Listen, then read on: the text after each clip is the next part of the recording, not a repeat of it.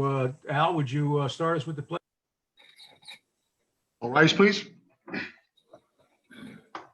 I pledge allegiance To to the flag of the United States of America and to the republic for which it stands, one nation, under God, indivisible, liberty and justice for all.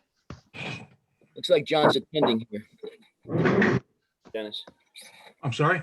John Romano's logged in. Okay, all right. Take over, John.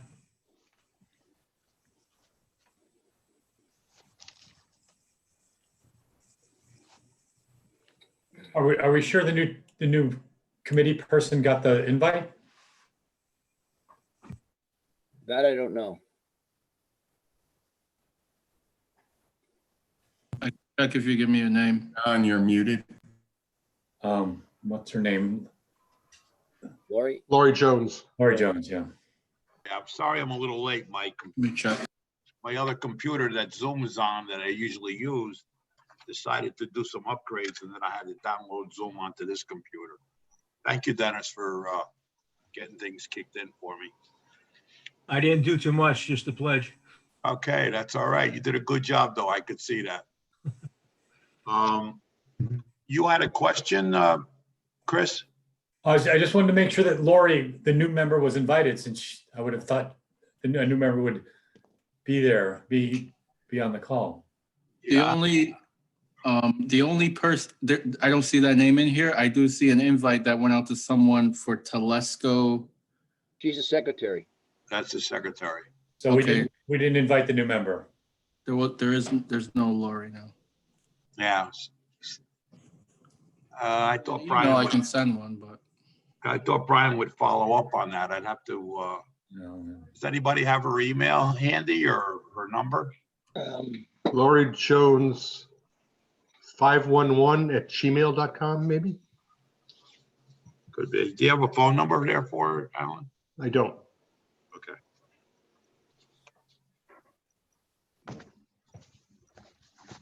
So would you kindly make note of that for the next meeting? You look good, Alan. Thank you. You got your arm up in a sling, yeah. It's a thing of beauty. It's a thing of beauty. Yeah, I would have thought that the city would have followed up on that. I mean, No, they didn't even give us a heads up about her, so I would think that they would do it on their end. But unfortunately, she should have been aware of this meeting. So as usual, as has been our custom since we've been on the Zoom meetings, we got a combination meeting here, and we'll address and start with application review and go through the whole process. All right, is somebody going to invite her now, or are we going to just let this hang? Well, I don't know if without a phone call. Do you have a phone call, Chris? No, I have her email address, and most people check their email, All right. What would you do that, please? I'll do that. I'll forward her the thing. Hopefully she can call in, and if she identifies herself, we can give her, speaking rights and everything. Absolutely. yep. Hi, Joe. Hi, John. How's the black water doing? It's still black. And they don't know why. No, Anybody else in your neighborhood have black water? we're just starting to investigate that. John, should we start application review? Because Jeff has a sort of a 5-minute. Don't worry about me, John. I'll, as soon as I get that call, I'll let you know, and I'll. All right, well, we can get application review started. I mean, that generally is a separate part anyway. All right. Lori comes on, which I hope she does. We'll bring her up to speed. Okay. All right, should we, we'll start with our first application? Yes. All right, that's the pre-application. It's for 28.5 Shorefront Park, Norwalk, Connecticut. It's a pre-submission application submitted by Kevin Foley. And the applicant was written up by Mr. John Heltz. And what they're doing is proposing to construct a 4-foot by 68-foot piling supported timber pier by a and a 3-foot by 40-foot aluminum ramp and an 8 by 20 piling anchored timber floating dock for a private recreational vessel. If I can show, I know the Shellfish Commission has also reviewed this. Is this correct, Steve? Yes. Yeah, Shellfish Commission has also reviewed the application. This is a pre-application, so if you want, if Brian, I'm sorry, if I can have screen sharing rights, then I can sort of. Yeah, you should already have it. I have it set up here. Did you try sharing it? Okay, here we go. How's that? You see the, Voila. we got the, yeah. All right, well, the application involves the placement of a dock. You can see the area on 52 of 28.5 shorefront park. There have been a number of docks that have been proposed in this particular area. In any event, the Shellfish Commission has reviewed this application. We've looked at it as well temporarily and as a pre-application. And the applicant proposes to construct a pier with a dock piling. Let me get that area over here. Here's the dockage here with the aluminum ramp and the docking platform. If you notice, again, we've had similar applications that follow the same pattern in which there's a short distance between the dock itself and the neighbor's riparian rights. We've certainly made comment on a couple of other docks similar to this situation at 52 at Shorefront Park as well. In any event, John, as a point of reference, can you point out which was the house? Go back to okay. Can you point out which was the house that we did that site visit on at that time? I think that was it. Back. I think this was, you're talking about at the end of the pier here? No, there was one more inland, could have been next door to that, left or right. I don't have the actual map here, but yeah, it was probably to the right. Steve, do you? Yeah, remember, that is, Steve? yeah, that structure that's there now is at 30 Shorefront Park. That one was also reviewed. Okay, and that's the one that you guys wanted the distance to be shortened. I don't remember that, John. There were issues. You and Pete had issues with it, and there were comments and from the Shellfish. Well, I can read. We have Shellfish's comments on this. I can go through that. I sent that along to the application review meeting committee members. What the Shellfish Commission had indicated that this is at 28.5 Shorefront Park, is we've determined that the work described will adversely impact shellfish area. However, this is a summary of the recommendations to mitigate damage to this natural shellfish bed, as this local track 2 area is indicated on the certain map entitled the map of natural oyster beds of Clam. This is the town of Norwalk. This is an old document that we have that states that almost the entire area of Norwalk Harbor is a natural shellfish bed. In any event, they had pointed out that the 68-foot pier as such, let's see, the last water pier is beyond the local Spartina. As the total waterward encroachment should be identified, and the 30 by 40-foot aluminum ramp with winter removal and on-site storage is certainly recommended from the Shellfish Commission standpoint. Also the 10 by 16-foot dock with winter removal of offshore storage also was requested. And Can you go back to that pier view that shows? yeah, that was at 30 Shorefront Park. Okay. Yeah. Can you go back to that drawing, please? This one here, or do you want? Yeah, just scroll up. There you go. Or you want to, let's see. Now that's the existing area here, and this is the proposed dock here. So they'd be parallel with each other. It would be parallel to each other. There's 30-foot distance between docks, and then there's a 13-foot. I think it's 13 feet. 13-foot distance between the riparian rights of the property owners here, and of course the extension of the dock over the Spartina, and of course the dock itself having float stops, etc., to prevent any bottoming. Does anyone on the application have any comments to this?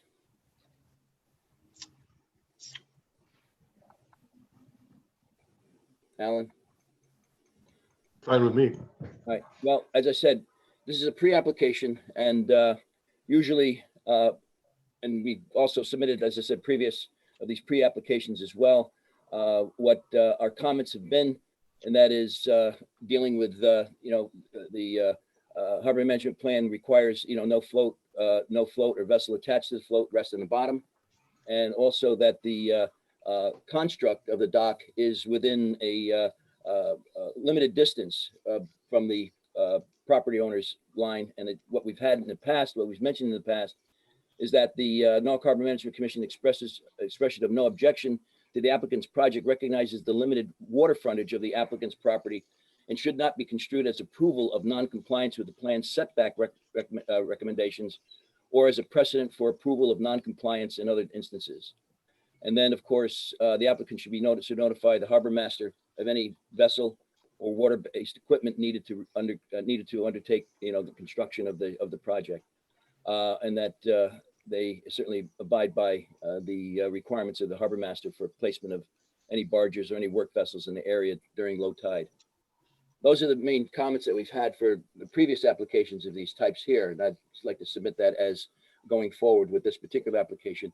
Also making recommendations that we agree certainly with the Shellfish Commission's recommendations. So do you want to include the Shellfish's recommendations in their form, or they're They're setting that separately. They have a separate form as we have the separate form. Oh, I understand though, but to give it the real standing, do we want to incorporate it into ours?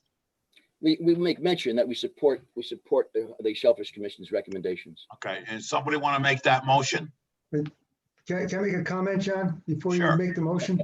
Yeah. But we're not saying anything about having no objection to the proposal. The recommendation is no objection to it going forward to a permit application. That's right? correct. And then we reserve our right to make a final determination, when it goes to a public notice or we get more information. That's correct. And then we provide those comments in addition.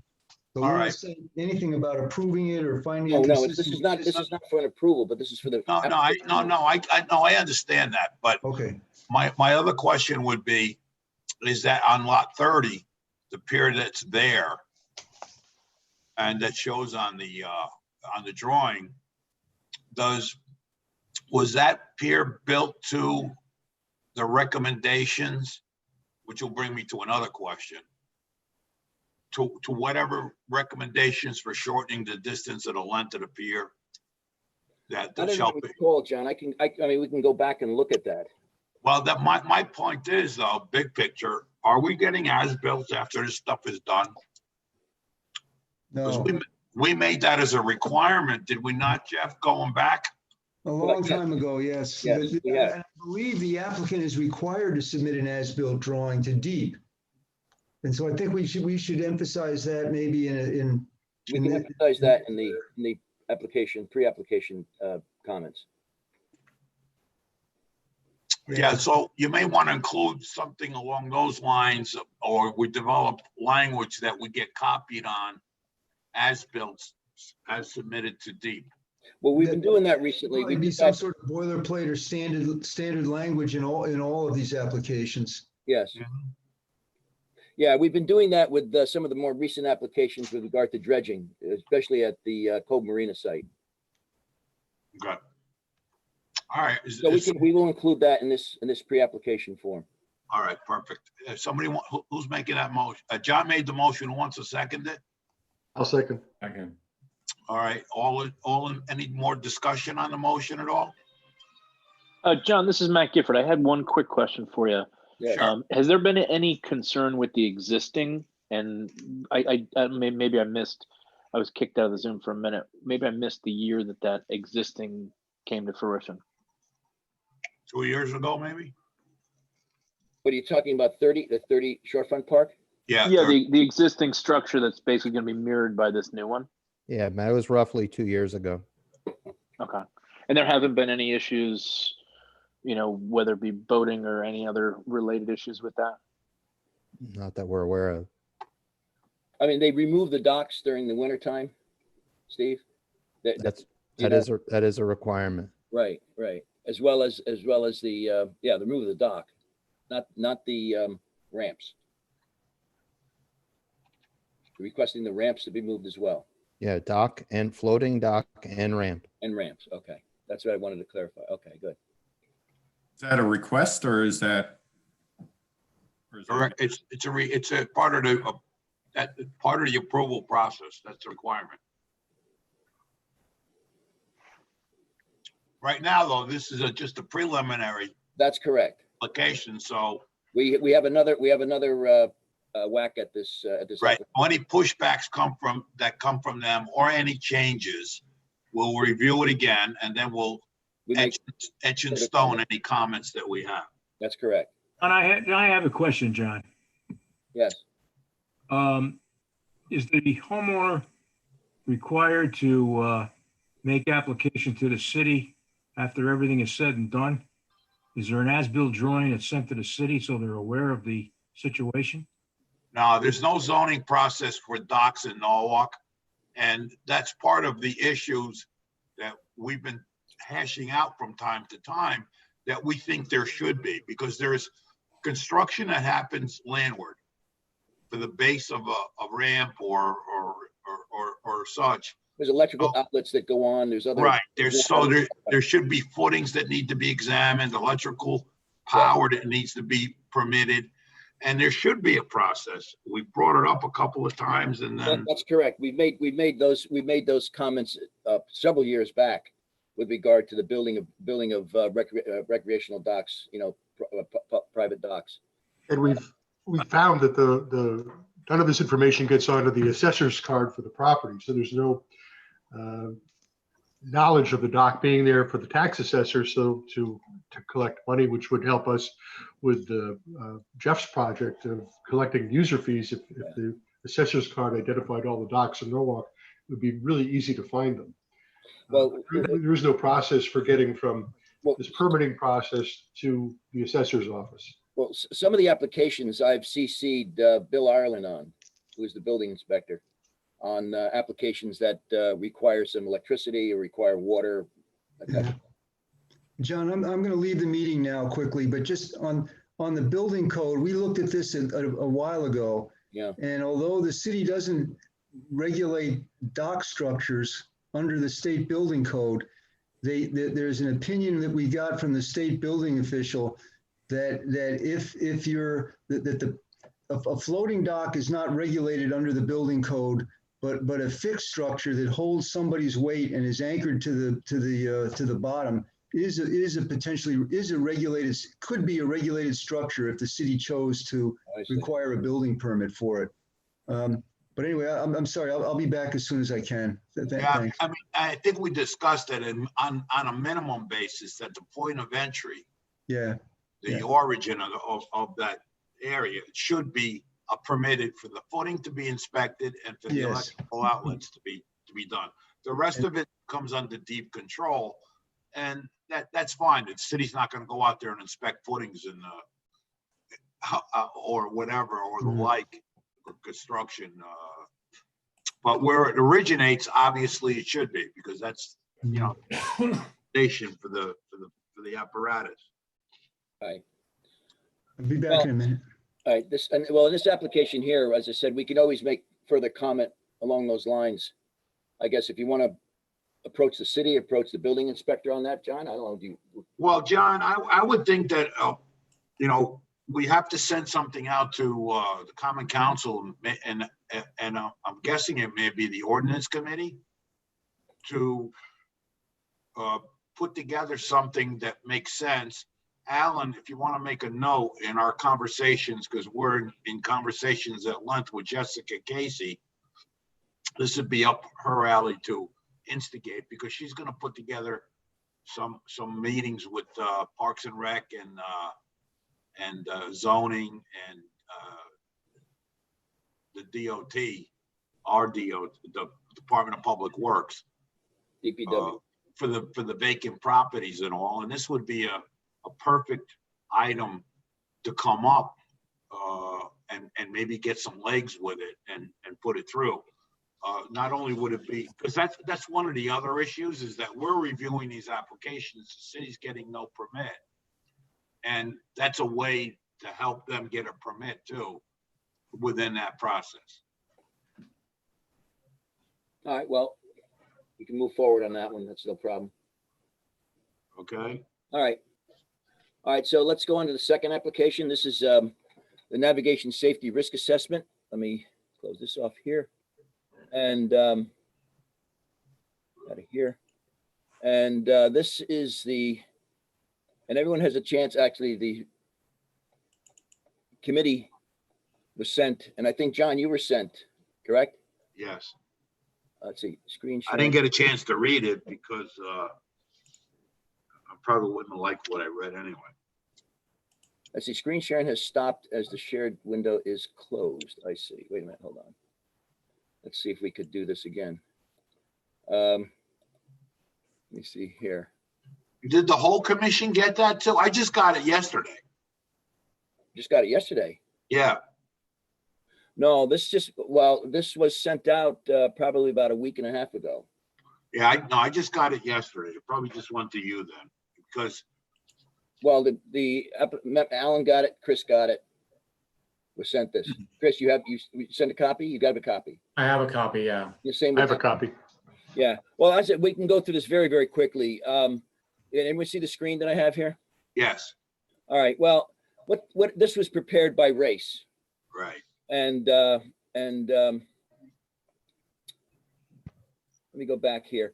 And what they basically discuss is what we've been discussing in the past, and that is we have the maritime vessel and the Seaport Association vessel that have been. Let's go back to here. This is what they talked about here was the. Well, first off, this risk assessment deals with both. There's two aspects of it. One of them deals with the two vessels, the maritime vessel and the seaport vessel, and the other deals with normal river traffic as far as rowers boating going back and forth at the same time as construction is going on. So there was a part A and there's a part B. So what I have indicated here is that the Race Coastal Engineering has prepared an assessment documentation to address the navigation safety and risk of operating the maritime aquarium vessel and a Sheffield Islands vessel during proposed construction activities of the Walk Bridge project. In addition, risk assessment data have been provided to address interactions between the existing river users and contractor construction support vessels in the area between the Strawfleet and Walk Bridge. So there's a part A and a part B to this particular risk assessment data. I thought we'd quickly go through the first part, which is A, which deals with the maritime vessel and the Seaport Association vessel. And again, just to refresh everyone's memory, let me go back to here. And that the first proposal, this is option A that they've discussed, and that was dealing with the berthing of the two vessels within the location between the Walk Bridge and the Strawfleet Bridge, but moving the docks south, closer to the Strawfleet Bridge to accommodate these two vessels that would operate within this area. Of course, they would require a dock and also dredging in this particular area, right adjacent to the corner of the Strawfleet Bridge. They have depicted here in this diagram the type of swing. And I was hoping, is Greg Scully on? Is Greg here? Our harbor master? Don't seem to. All right. Well, in any event, the vessels will make the approach, whether it's this represents the Seaport Association vessel, and this represents the this is the maritime vessels on the left, and the seaport is on the right of this diagram here. And the vessels would operate within this area here. The second option is dealing with placement of the vessels at the Water Street site, the South Water Street site between 90 and I think it's 65 South Water Street. And this is the area which they had also planned for the staging of the Walk Bridge project here. And they would build a dock in this area here, and both vessels would be berthed here. And what they had practiced during the June meeting, we had a review of the whole operation of the mooring and the movement of the vessels in both areas here. And what they had proposed was that the area here would station the vessels, and the vessels would then pick up passengers over at the visitors dock in this location here. So they assessed both of these options here. They talked about, and this is the discussion here of the overall movement of the vessels at the site of the South Water Street area right here. This is the property here. This is Stromfolino Bridge over here, and of course, the operation of the vessels on this site over here. They did talk about the potential hazards. Let me go back to here. They talked about the types of hazards that could occur. They talked about collisions. They talked about elisions, and they talked about wave actions, and they placed an assessment value on each one of these risks at several scenarios. The first scenario is that there's no construction, and the second scenario was under construction. And they did under construction at site A and under construction at site B. Let me go way down to the bottom down here, where they mark off a risk assessment. And what they did was give a weight value to the risk of likelihood of occurrence happening, likelihood of rare, unlikely, possible, likely, and almost certain from 1 to 5. And then they talk about the level of the consequence of that. And what they have done is to use these numbers as multipliers as far as the severity of each one of these, the likelihood of, and the consequence of occurrence happening. And Greg is going to be coming on the call. Greg's going to be coming on the call shortly. Oh, good. Okay. And anyway, we go down here, and if you notice here, this is the risk ranking, and this is the current operation with no construction here. And they list, and you notice here, there's the level of risk that they indicate here, going from 1 to 5, 5 being the greatest risk for the various types of injuries that occur. What they also mention here, and this is the ranking of the berthing in option A, and you notice here, obviously, there's a larger increase in risk. You talk about from no construction going on here. If you look at the general numbers here of the options during risk assessment during construction over here as far as increased. And then, of course, with option B, there's less risk compared to what option A is indicated. The interesting comments here, and this is where we need to discuss this, and discuss this in light of the harbor master's requirement.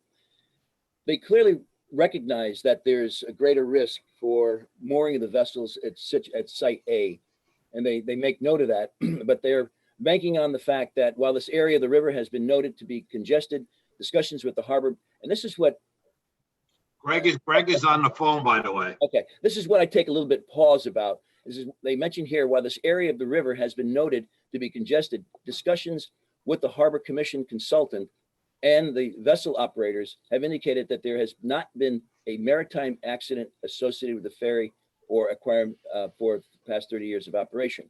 The operator experience, licensing, and training is likely a primary factor in the dock record of safety, and awareness of these factors is critical in developing the strategies to best manage and mitigate the risks when determining the most appropriate location for the vessel in the spirit of the sound, the ferry in the spirit of the sound. That's all well and good, but we're talking about when there's nothing is going on. We're now concerned about what happens during a construction, where they're going to have work barges and cranes in that area, coupled with the maritime vessels. Give me a fork and knife too. John, that's if not to interrupt you, but that's exactly what I was going to say. They're under prime conditions when there's no reconstruction of this whole entire bridge with multiple barges, multiple cranes, right, and the rowers and everything else going on. They're taking in fact that there's never been, the multitude of construction activity going on. Start. That's correct. So they clearly note that. The other thing that they've also noted, and I think what we also have to consider there is that, and RACE has made this known as far in their application, is that RACE has advised that due to the walk bridge design, construction staging, and access plan has not been finalized, the risk assessment report, this report here that we're looking at right now, requires further modification. So I don't know how to address that right now. Obviously, this is going to change as a function of time and as more information comes available during the walk bridge project. So the current understanding, as far as we're concerned, is that their main point was that they're concerned about, they're interested in the more of an economic and business value for regard to leaving the vessels at Site A. And our point here is that we're interested mostly not so much in the economic value or the business plan that they plan to have, but more of a passenger safety aspect. And Greg, I sort of leave this open to you, as you are the harbor master, as far as placement and recommendations that we've discussed in the past. I don't know if you have any further comment on this. Well, it's like I said before, without the construction going on, it's easy to maneuver in there and whatnot. But I think the letter that we put out, saying that we don't condone it, we don't support it or anything like that. Basically, we put them on notice that, if anything happens, you were put on notice. You didn't do a really, I'm going to say, fair or precise risk assessment on this. Well, they clearly note the overall risk, and they certainly applied the overall risk assessment to both sites. And clearly, the site where they want to remain, and that is Site A, would have the higher risk value than at Site B. There's no question about that. Our original discussion was that they would move the operation over to Site B and avoid all types of any potential conflict in that area. Right, and that's what I still stand by, is just get it out of that area. Absolutely, avoid all, potential risks, hazards, accidents, whatnot. Just take it out of that area. I don't know why you'd want to sit in the middle of all of that when 100 yards or whatnot, right down the river, you have a spot where it's completely away from all the construction, all the barges, all the cranes, everything. And that would obviously eliminate bridge openings for the strop cleanup risk. Absolutely. So, all right. Well, like I said, I'm right at a loss as far as how we should respond to this, because it's still a work in operation. This certainly is going to be modifications, moving forward with this application. They did talk also about the potential collisions and collisions with recreational boaters and barges that move up and down that river, along with rowers that are going to be in that area. And they did point out, and we also pointed out too, that would that require the presence of Marine Police or the harbor master to be at the location during the times of vessel movement, to be stationed in that area? I don't know. We required it and they agreed to do it. Well, that'd be no different than a construction job on a major thoroughfare where they would have 2 or 3 police officers involved in directing traffic. Dirt work on the water. Right. You're gonna have to have officers standing by to direct the traffic that's coming in, whether it's the rowers, whether it's the barges, for down the river, or just recreational boaters. Otherwise everyone's just going to go pretty much at their own course, in and out of the barges in between and whatnot. At least if you have direction, you can have the officers stop the traffic until there's an opening, or just divert the traffic or keep it in line. But without any direction at all, it's just going to be a free for all. Would that be at the hiring of the, for example, Seaport Association and the Maritime? No, I believe it's Shambro or whatnot. There was a meeting with the chief and the Marine Division a few weeks back. I'm not sure the exact outcome of it, but I know it was mentioned. So that the expense would not be on the city. The expense would be on whom? That would be on the contractor. Yes, the contractor. All right. Well, existing operations. Well, I'd like to comment on this overall application, and I think the first and foremost is that Greg, we'd have to go by with our previous letter, and that previous letter involved that we are not in favor of having those vessels placed between the docks, between the bridges, and our preference would be, if anything, to avoid any kind of collision, any kind of public safety, prevent anything from happening to the public during the time of operation to move those vessels at site B. As far as a recommendation. Absolutely. I stand behind the letter, same thing. Keep keep those vessels out of the construction area. There's plenty of room on the other side of the Stratford Bridge, access and everything else. Like I said, just to have them weaving in and out or trying to maneuver in between all that, it just doesn't make sense. Well, again, this should be very interesting because would DEP overrule the local harbor master? Is a question I have. Well, I'm not sure about that, Yeah. but it's something to look into. I know during our meeting with the Coast Guard that they certainly agreed with the recommendation. Right, and the Coast Guard's more about safety of the harbor, same as the harbor master. DEP, I don't know where they stand as far as that, as far as laws and regulations for that. I think it falls back on Coast Guard. I think Coast Guard has the overall say in it. Federal channel, Coast Guard has everything to say about it. Right. But they wouldn't be present there at all times. It would be up to the local marine police or harbor master in that area at the time to. Right. Yeah. The Coast Guard wouldn't be standing by there. Yeah. It would be marine, local marine police, the harbor master, whatnot. They're basically going to ensure or enforce the safety of the harbor during that construction.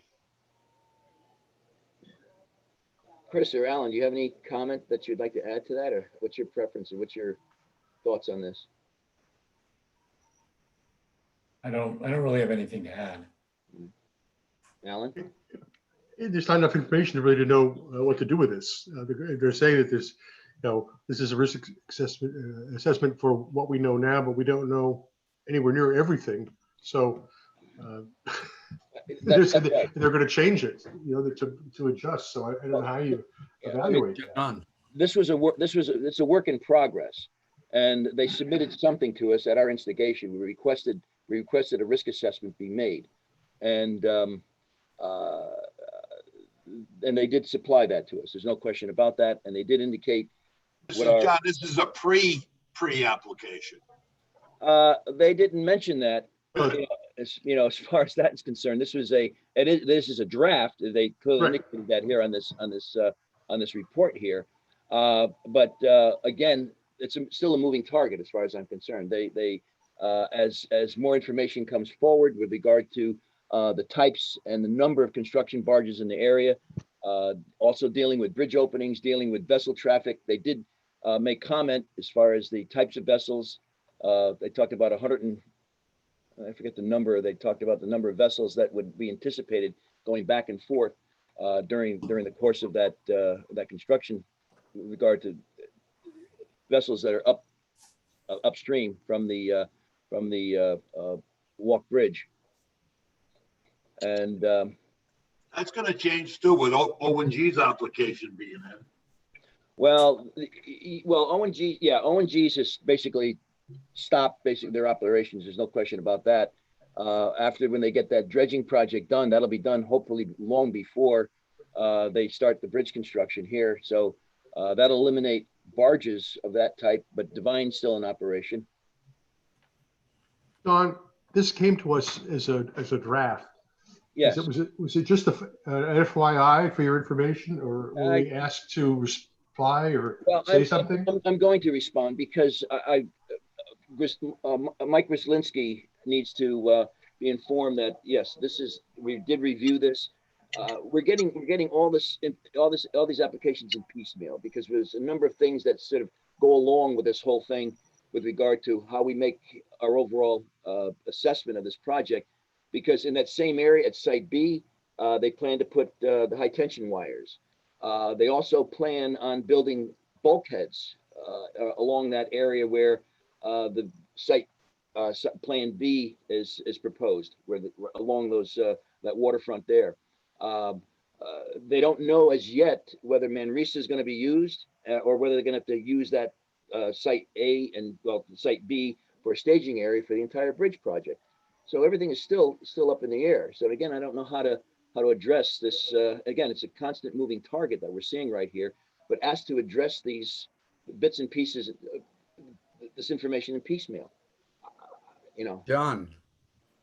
Yes. John, can I say something? Yes, absolutely, John. Yeah, just based on whatever they supply to you, from it looks like option A is too dangerous, because you see the colors going to red, and unless they give you some way to mitigate. I'm sorry? It's set in stone according to that document. That's the preference of the Maritime Center. That's the preference of the Seaport Association, and it's a preference of the operating captains of both vessels. Option A. Option A. Yeah.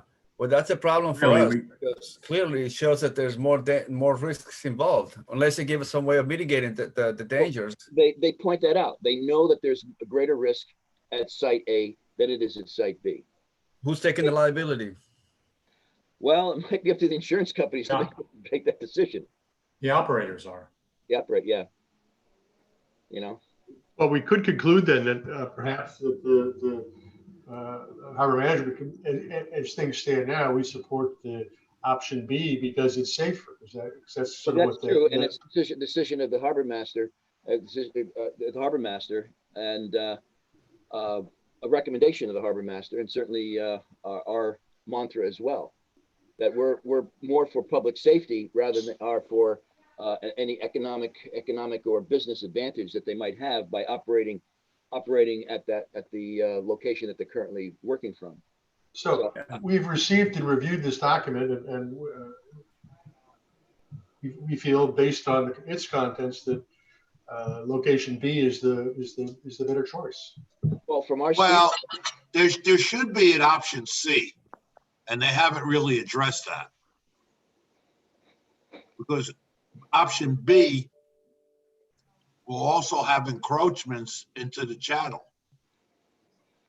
Right. I know we did show them an option C, and C is directly across right in Betts Park, and that to me is the most ideal option. Yes, parking wise, access wise, everything. It won't interfere with the channel, with anything. And it should be better for the seaport and the aquarium for parking purposes and all that. It's all right there, all paved, ready to roll. Well, I think Greg made that assessment at the time we met with Coast Guard and I believe it was DEP and DOT during that early meeting. Right, exactly. And then I mentioned you can take the existing docks that the boats are on right now, float them over, drop the 4 pilings that, they're on 4 pilings now. So take the same exact setup, float it over, and just put a ramp down to it would be the easiest thing. Well, they didn't include that as option C here, though, Greg. That's the only thing. I know. No, I know that. And when we mentioned it and we pointed it out to them, showed them, they didn't really want to hear anything about it. I mean, because clearly it just seems like a no-brainer. Just float the whole entire system the way it is, right over, and drop the pilings and put a ramp. Plenty of parking, plenty of access, everything. Big picture. Plan A, they have to dredge. Plan B, they also have to dredge. Plan C, they would have to dredge. The only difference in my mind, as I see it, and Steve Bardish could speak more on this, is that there would be, because of that dredging, some mitigation that would have to be done to reclaim that area for use. Right, but either, like you said, John, every single area has to be dredged, whether it stays where it is, option B or option C. Yep. So there's dredging involved in either one of them. Yep. Well, okay.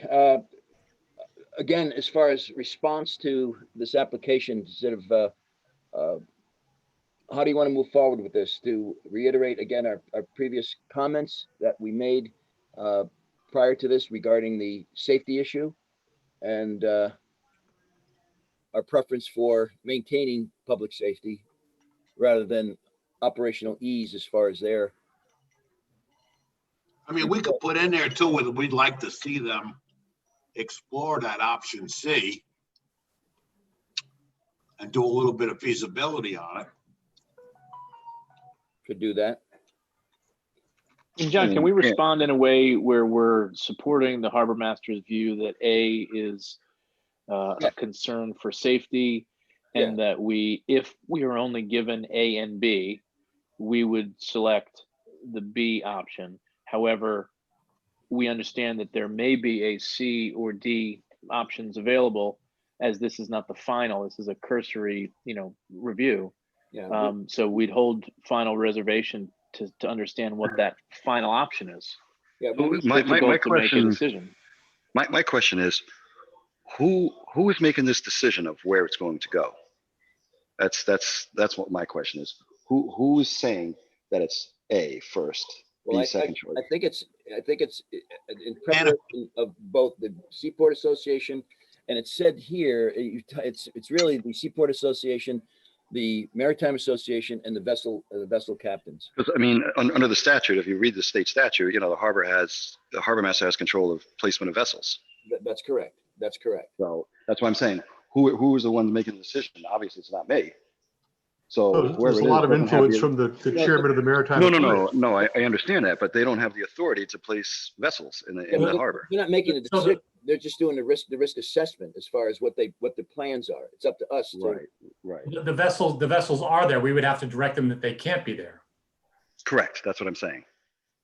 So have you done that? Is there a process to do that? Because they have, and they are operating in that location, and they're just saying. Right. Well, we haven't come to that. That's why we're having these meetings about this, trying to figure out which best option is. We don't want it as a dictatorship. We're just trying to sort out the best feasible option with limited risk. Right. Chris, keep in mind also that they're moving the location, so all bets are off in general terms. Well, they're reconfiguring the dock. I mean, they're just. Well, it's more than that. They're moving it further south, and it is a reconfiguration to a degree, but they're moving it other than the location that they exist in now. So Correct. The dock is being relocated. Even if you're saying it's in option A, where the vessels are now, it's still a relocation because the vessels aren't staying in those docks. The docks are being moved. Whenever you change the footprint, that's a whole new approval. Correct. And that's what they're doing. They're changing the footprint. Whether it's 100 feet or 50 feet, they're still changing the footprint. All right. The druthers of the Harbor Commission would be to certainly go along with the Harbor Master's previous recommendations of passenger safety, and that Plan B, according to their risk assessment, is certainly the safest of the two options that they currently give us, and that we would recommend, or we should also recommend, that they propose another plan to move forward with perhaps to do a feasibility on Plan C, which is across from where they would be. Incorporating Vets Park. Well, that would certainly go along with the potential that Manresa Island is not going to be used for a staging area, and that the staging area would be those two locations on Water Street. So right, and like you said, if they're not doing Manresa, they had plans to put it where option B would be. That's correct. So that's what I'm saying. Option C seems like the overall, least intrusive location. That and would certainly leave their Water Street facility open for. Right, for all the vehicles and in and out and all that stuff, where if you do it at option C, you could have, you're not going to have any construction over there. All right, well, as I said, why don't we move forward with those recommendations? We'll put some words down on paper to those regards, with regard to our previous statement of the Harbor Master, regarding public safety, the importance of maintaining public safety over convenience of the vessels and the working operation of the vessels, and perhaps explore Plan C or C option that would move the berthing area over toward the visitors dock area, south of the visitors dock area. Yeah, I think we want to also ask who's going to make the final decision on which option is selected. Well, it's probably going to be this would be an application to the DEP, right? We're going to make a recommendation on that, hoping that they're going to be abiding by the Harbor Master's requirements of staging of vessels in that area, of not staging vessels in that area, but avoiding the risk of having vessels in that area. The answer to the question, Matt, is the CEO of the Maritime Aquarium is one of our erstwhile large developers in South Norwalk. Am I correct? I can't remember which one it is. It's one of our developers. They have a very strong connection to the mayor. So and the mayor has a lot of political influence in this whole project. So I think that's the voice of the CEO of the Maritime Aquarium in this case has a pretty big voice through his city connections. The Seaport Association, Mike Riley, those guys, they're just afraid they're going to lose traffic because people won't be able to find that little parking lot on the corner of Water Street and Washington Street and know how to get out there. That could be. There's signage. There's a possibility of having increased signage in the area. Of course. Yeah, they're going to lose the parking spot in front of the Maritime Center where they park now to board that vessel. It's going to be all taken up by the construction. So, I mean, I can call Mike. Mike's a good friend, and just say, hey, look, are you sure you're in with this? Because that whole, where they painted the Black Lives Matter mural over by where the hockey rink used to be in Betts Park, that could really be turned into a great waiting area, parking area, just for the Maritime Aquarium and the Seaport Association. And they put a little tent up and covered walkway and make it a really nice approach over there with plenty of parking immediately connected. But the two organizations have two different motivations. One is they don't want to lose the Seaport Association doesn't want to lose their visibility and people knowing how to get to the boat to get out to the island. I think that would be temporary because within a week, 2 weeks, there's a learning curve. People they'll find their way. Of course, and the other piece is the CEO of the Maritime Aquarium is one of our big time Sono developers. Is very, very well connected to the city at many levels in terms of public works, building department, zoning, all of that. So I think that they have a pretty big voice that they don't want to have their operation disrupted. You look at the project, you think, who wants your clientele walking from wherever the new entrance of the Maritime Aquarium is, down under the train tracks, down North Water Street to that same old place, and walking down a caged walkway through construction debris. I mean, it's a pretty sad way to get there. Well, I mean, they can't. Well, here's another thing. Suppose they leave it where it is, option A. They start doing it. They realize that option A doesn't work. It's just unsafe. People aren't coming, the construction, the parking and everything like that. Then what?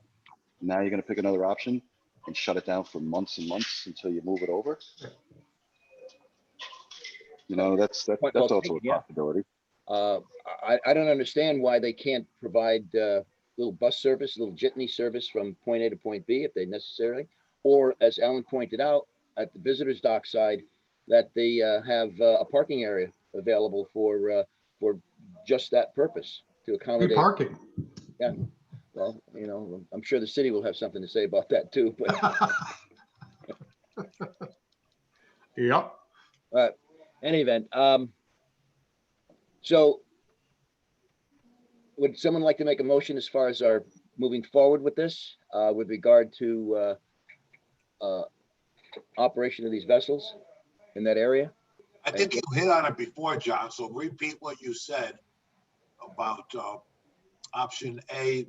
All our objections still stand. Well, yeah. Well, that was one. That was again. Option B, even though not desirable, would be more palatable than option A. But our overall big recommendation is that if they look across into Betts Park and come up with an option C. All right. Well, I can put that in a letter to Mr. Grzelski with a CC to Race Associates. Does anybody have any objections to what was just mentioned to put together and be our answer? None of this is formal. It's just This is just a current opinion on this. Current opinion, right? On this temporary, I have to say, this draft, report that they have. This is just a preliminary, I have to put this a preliminary report because as they pointed out, that further information is forthcoming when more information as far as the construction and operation of construction comes forward. You know, so this is still a work in progress as far as they're concerned. So we're left here to Not hearing any objections, just run with those items, John. all right, we'll do then. All right, well, all those in favor? No, that's it. There's no objections. It's not a vote. It's Gotcha. not All right. Formal We're there. application. All right, well, then that's all we have to say as far as application review. All right, I'm going to stop sharing my screen here. Are there any updates or anything on Eversource or Haven't heard a thing from Eversource. Haven't heard, although they did make mention of the Manresa Island site with regard to the objections to many of the people from Village Creek and people from Harbor View with regard to noise abatement.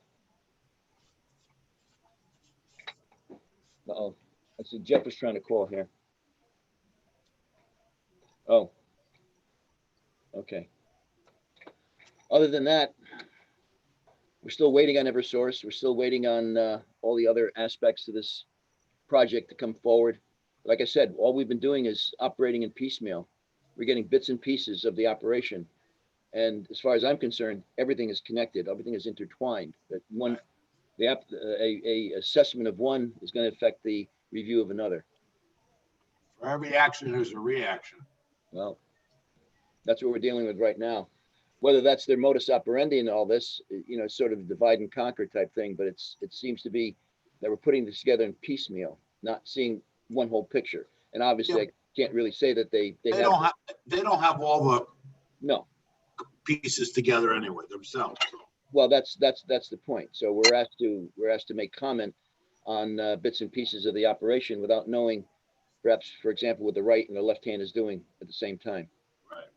All right. And these are all concerns we voiced to multiple agencies with those letters we wrote 2, 3, 4, 5 months ago. Yeah. Continuously.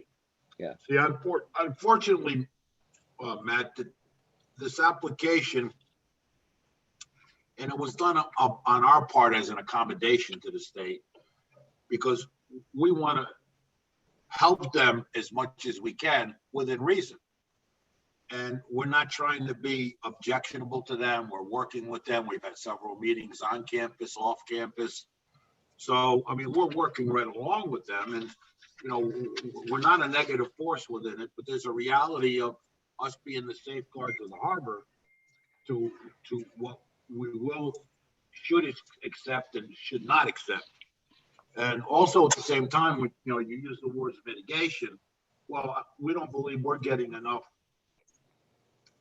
for our harbor, and that's why Plan C would be something where we get mitigated to a point where we would have something that would be a good thing for our citizenry. So, you know, I mean, that's where we're at. And when their application was put in, we allowed them to give it to us moving forward in snippets, because the application is 12 feet thick.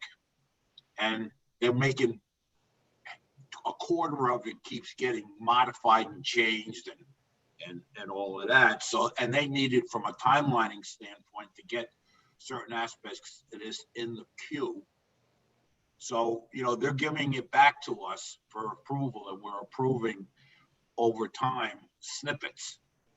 So this is just another component, and this is where we're at a impasse right now, because this component is really not being handled properly, and it's taken a long time. And unfortunately, we've been very patient about it. The COVID-19 has a little bit to do with it, but not a lot, because over time, this thing is, you know, this bridge, they'll get to work on it in 2035 the way they're going.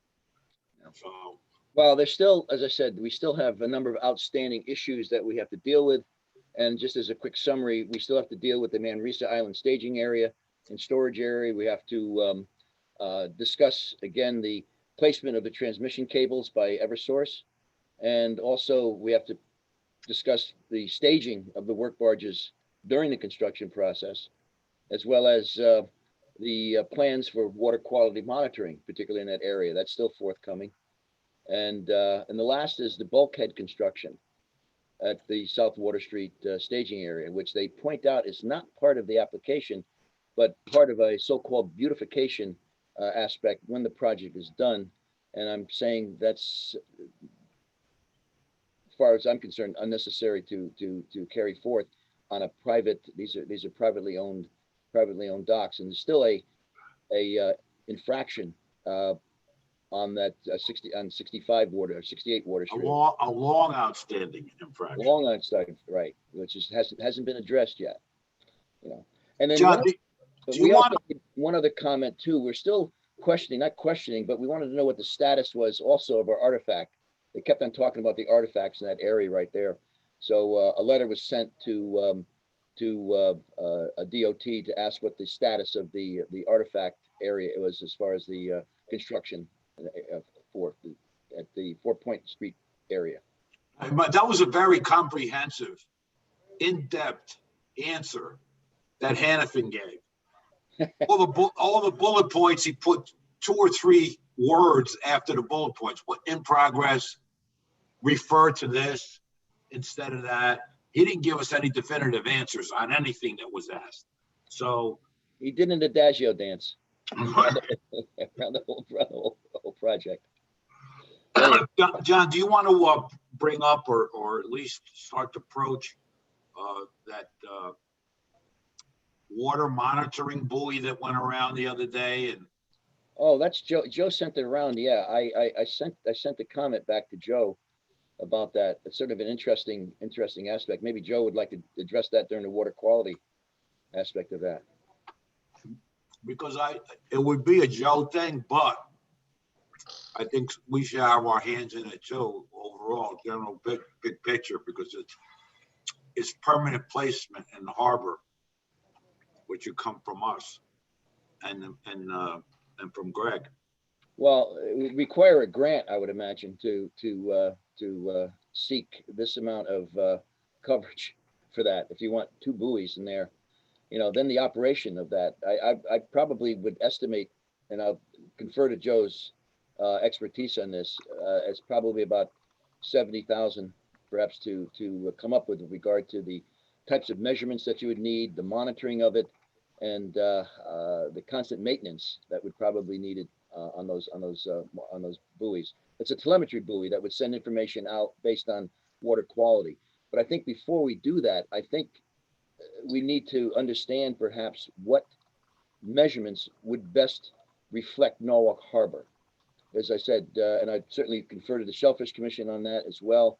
And that is Norwalk Harbor is different from, let's say, Miami Harbor, different from, you know, every harbor and every area of body of water. We have an area that is a high shellfish requiring area, and it requires a certain amount of nutrients that should be present in the water column to supply those shellfish. So the algae that is there certainly serves as food for our shellfish. And again, I confer to Steve's expertise on that. And I don't know the difference between the different types of chlorophyll, chlorophyll A, chlorophyll B, etc. So again, we would need expertise with regard to the types of monitoring that would go on to indicate whether our body of water is of good quality or not good quality. Certainly, you know, nitrogen levels, ammonia levels would be important. Salinity, pH, perhaps. Well, Joe is on the line still. Joe, do you want to weigh in on this? And we'll bring. You want to do it, John? You want to do it now, or do you want to wait? No, we'll bring your report forward. Well, I'd like to finish off an application review. We're Jeff, you want to make any particular comments on, because we're almost finished with application review, or we are finished with application review. I'm sorry, the other didn't work out properly in terms of the timing.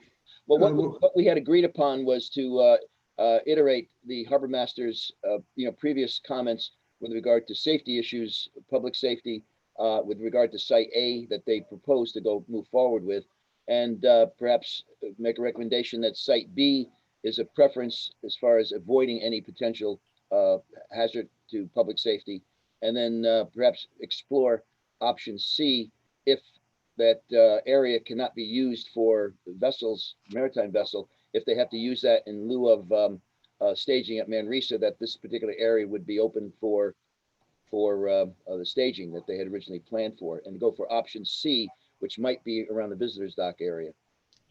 And I'm sorry to come back late, but did Greg comment on this yet, or is? Yeah. Okay, so my suggestion would be that we also make this argument by asserting the harbor master's sole authority to station vessels in the interest of public safety. And then of course that creates a potential conflict that has to be resolved between deep authority and the harbor master's authority. That's but correct. The statute seems, when you read it, that the harbor master is the sole authority for stationing vessels. It starts out by saying riding at anchor, and then it goes on to say he has the same authority with respect to vessels at docks as he does with riding at anchor. Right. So if that's the case, then we would be arguing that the present plans of the DOT for continuing to operate the boats in the construction zone would have to be removed from the permit application and shouldn't be approved. Right, that's right. And that's a stronger recommendation, but it's asserting local authority of the harbor master's local authority. Yeah, there was also that hint that when we met with Mr. Grzlinski, that he sort of suggested that the DEP could overrule a local harbor master. Wasn't that? Well, then let them say that then, and then that's. Well, that was still disturbing to me when he made that statement. Well, anyway, well, yeah. That was my only thought is to make reference to our assertion that the harbor master has the sole authority. Well, that was set forth, and that's what we agreed upon by the committee. All right, so then that ends our application review, John. All right, Joe, so while we're on that subject, why don't you jump in, please? John, you faded out. While we're on that subject, why don't you jump in? On the harbor master? No, on the buoys. And the okay. The thing I sent around to some of you guys is a water monitoring buoy. Now, John Crespo actually might have more experience with that than I do. I don't know if his company uses them or not. And he's also probably more aware of what the up-to-date pricing is on that stuff. But the buoys that I sent out, we should have one in the upper harbor, and we should have one probably in and around the vicinity of just south of the bridge work, so that you're getting what's coming into Norwalk, and you're also getting what's leaving Norwalk going out into the Sound. If we could have a third one, it'd be even better. Yeah, but I think John Pino's suggestion of around $70,000, it's probably about right for a year. And ironically, when you start to look at this, what I had sent out to save the Sound basically asked for, did you monitor what is coming into the upper harbor? And did you separate that with what comes in from the Sound? And I did not get a response to that.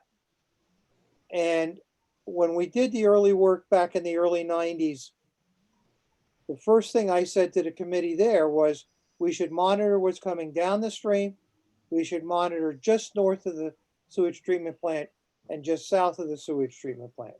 Because the city at that time, if I remember correctly, was being sued for $5 million for sewage disposal.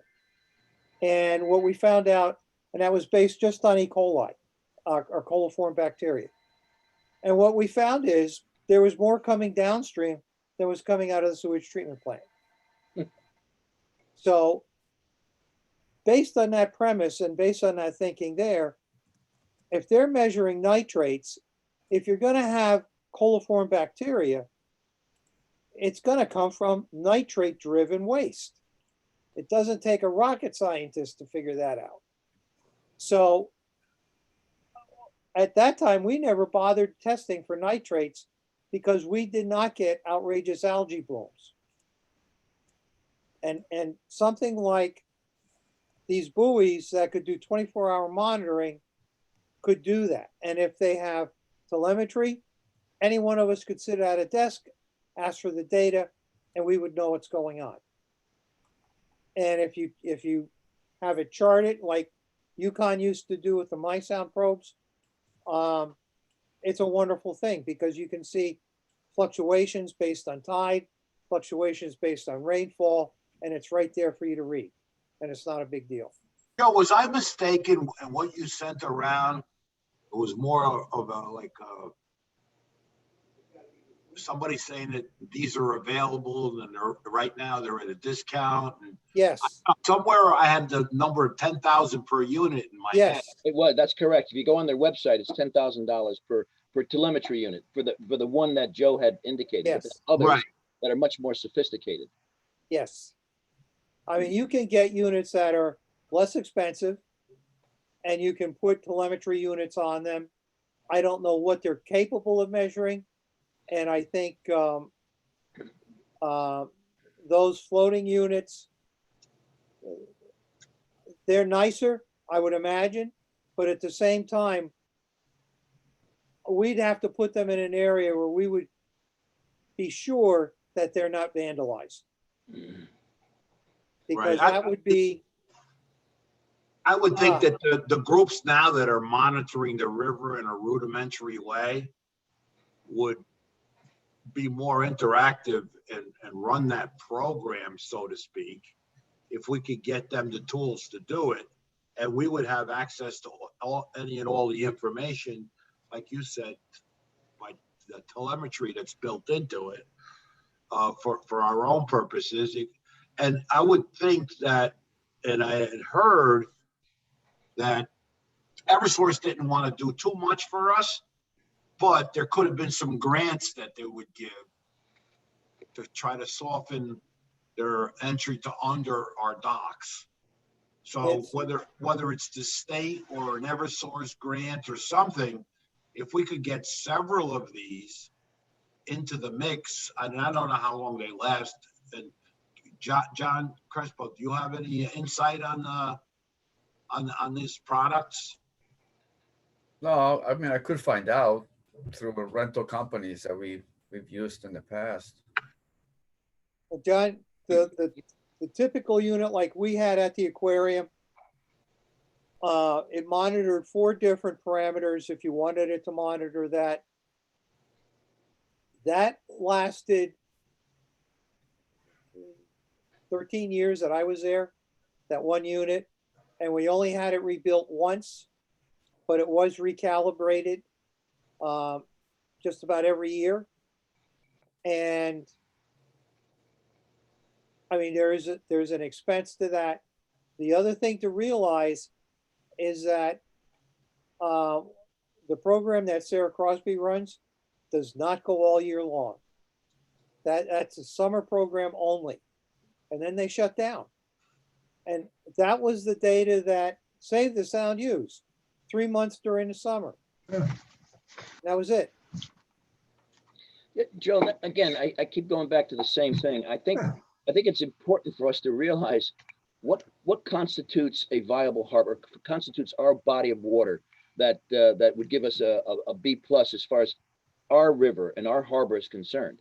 Do we in other words, is there a certain recommendation for a certain nitrogen level, recommendation for a certain chlorophyll level, recommendation for a certain dissolved oxygen level, and the salinity versus, and also there's, the dissolved organics. There's a whole series of ion selective electrodes that can be plugged into this device that then would give us a sort of an idea of what our harbor looks like at various points in time, and give us an idea as far as its water quality based on what Norwalk Harbor should be. Not what would look like out on the south side of Long Island Sound. Each body of water should be different. I know there's a general water quality table that most people use. And I think I sent you those websites that indicate a general water quality table, but then there's got to be some sort of deviation from there based on the local environment. It's, John, we would have to come up with that because That's right. That's as far right. as I know, no one has done that. And the thing that makes the harbor unique is that probably 2/3 of our harbor is mudflat. And because of that, it responds to temperature much more quickly than harbors with deeper water. And when it gets warm, the harbor waters get warm quick. So oxygen levels plummet. That can dry fish out, or the fish that are here get stuck and they can't get out. And ironically, right now there's hundreds of thousands of menhaden in the river, and they're all over the place. Nancy Chapman sent me a photograph and she said, "Can you identify these?" She said, "I took them from Wall Street." And I said, "I can't identify them because it's not a close-up, but most likelihood they're menhaden because they're all over the river." And the numbers that she saw look just like menhaden. And I saw them up under the bridge going into Oyster Shell Park, almost thick enough that you felt you could walk on them. You know, it's like the old days, but here it is mid-November. So these are factors that only come from old knowledge. You know, people who have been seeing the water, know what's going on, know what happens at different times of the year, and can come up with this. And it, you know, it's something we have to figure out ourselves and possibly put a group together to work on this. And it might, John, this would be a good grant opportunity to have somebody head this up and have people doing the work and putting it together as an independent study.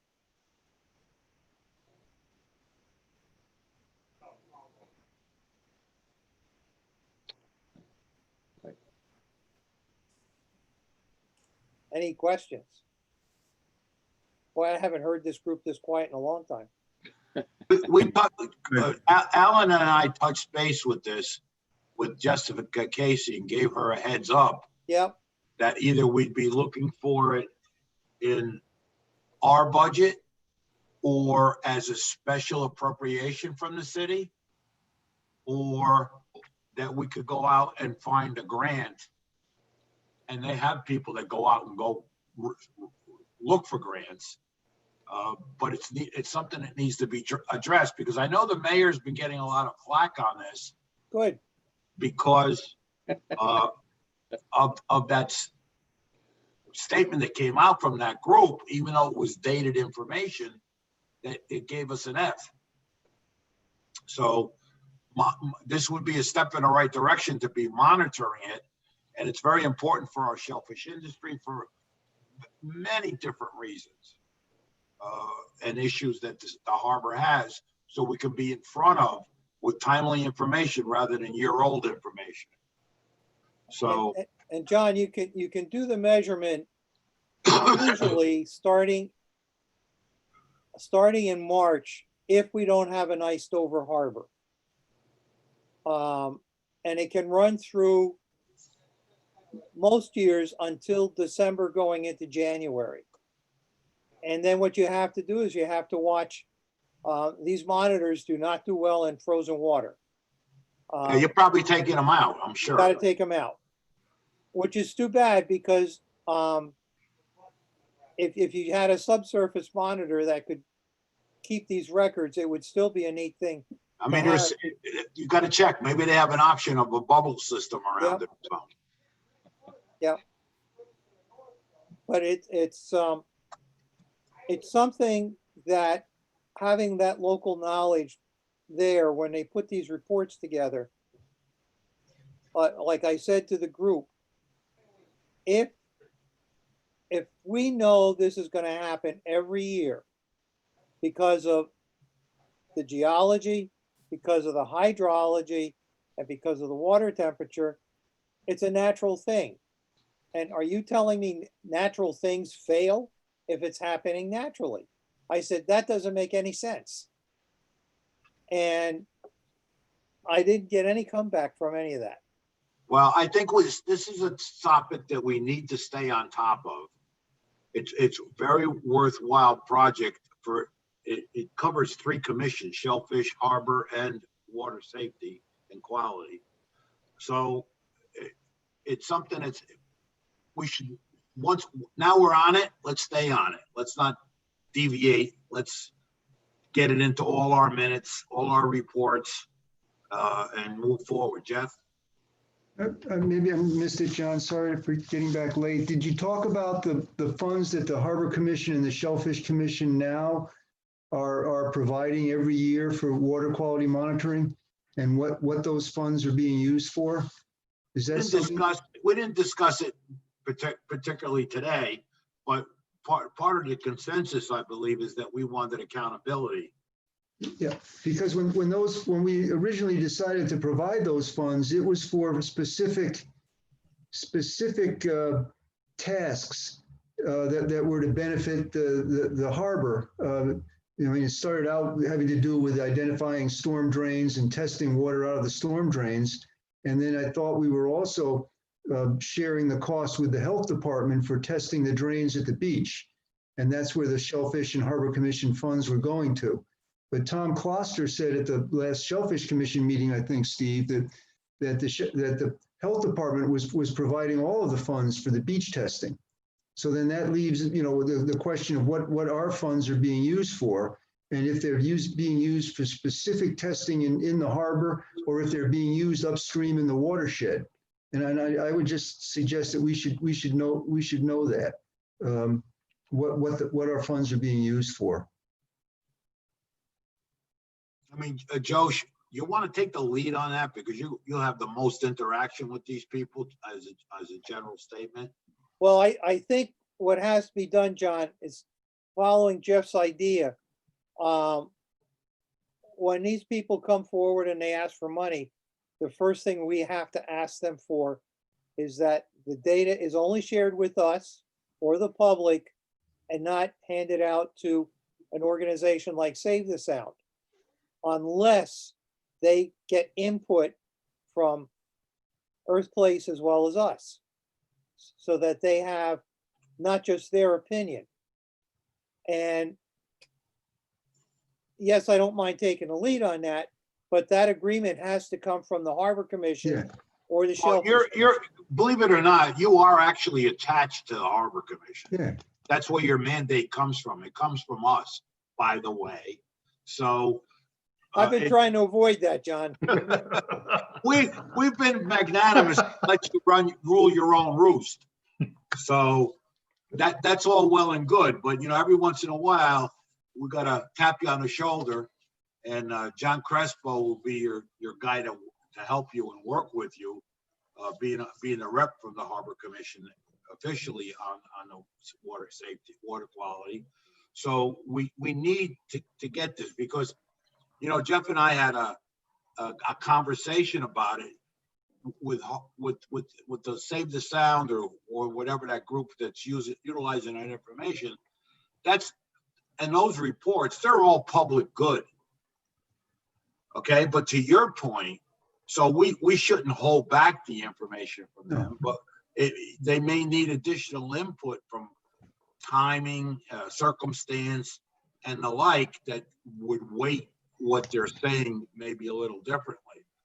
And if we get these grants and we do move forward and get these buoys, and it would be nice to have 5 of them, that would be a great accomplishment, and it would help all around. And maybe there's grant money from them too that could be thrown at this, being that they gave us an F. Now our aspirations are to get a higher mark, so throw some money at us. The maritime group where Greg is on their board now, they give out grants. This would certainly be something that we could apply for through them as well, and for the good of the harbors. And it's important. The harbor waters are important too.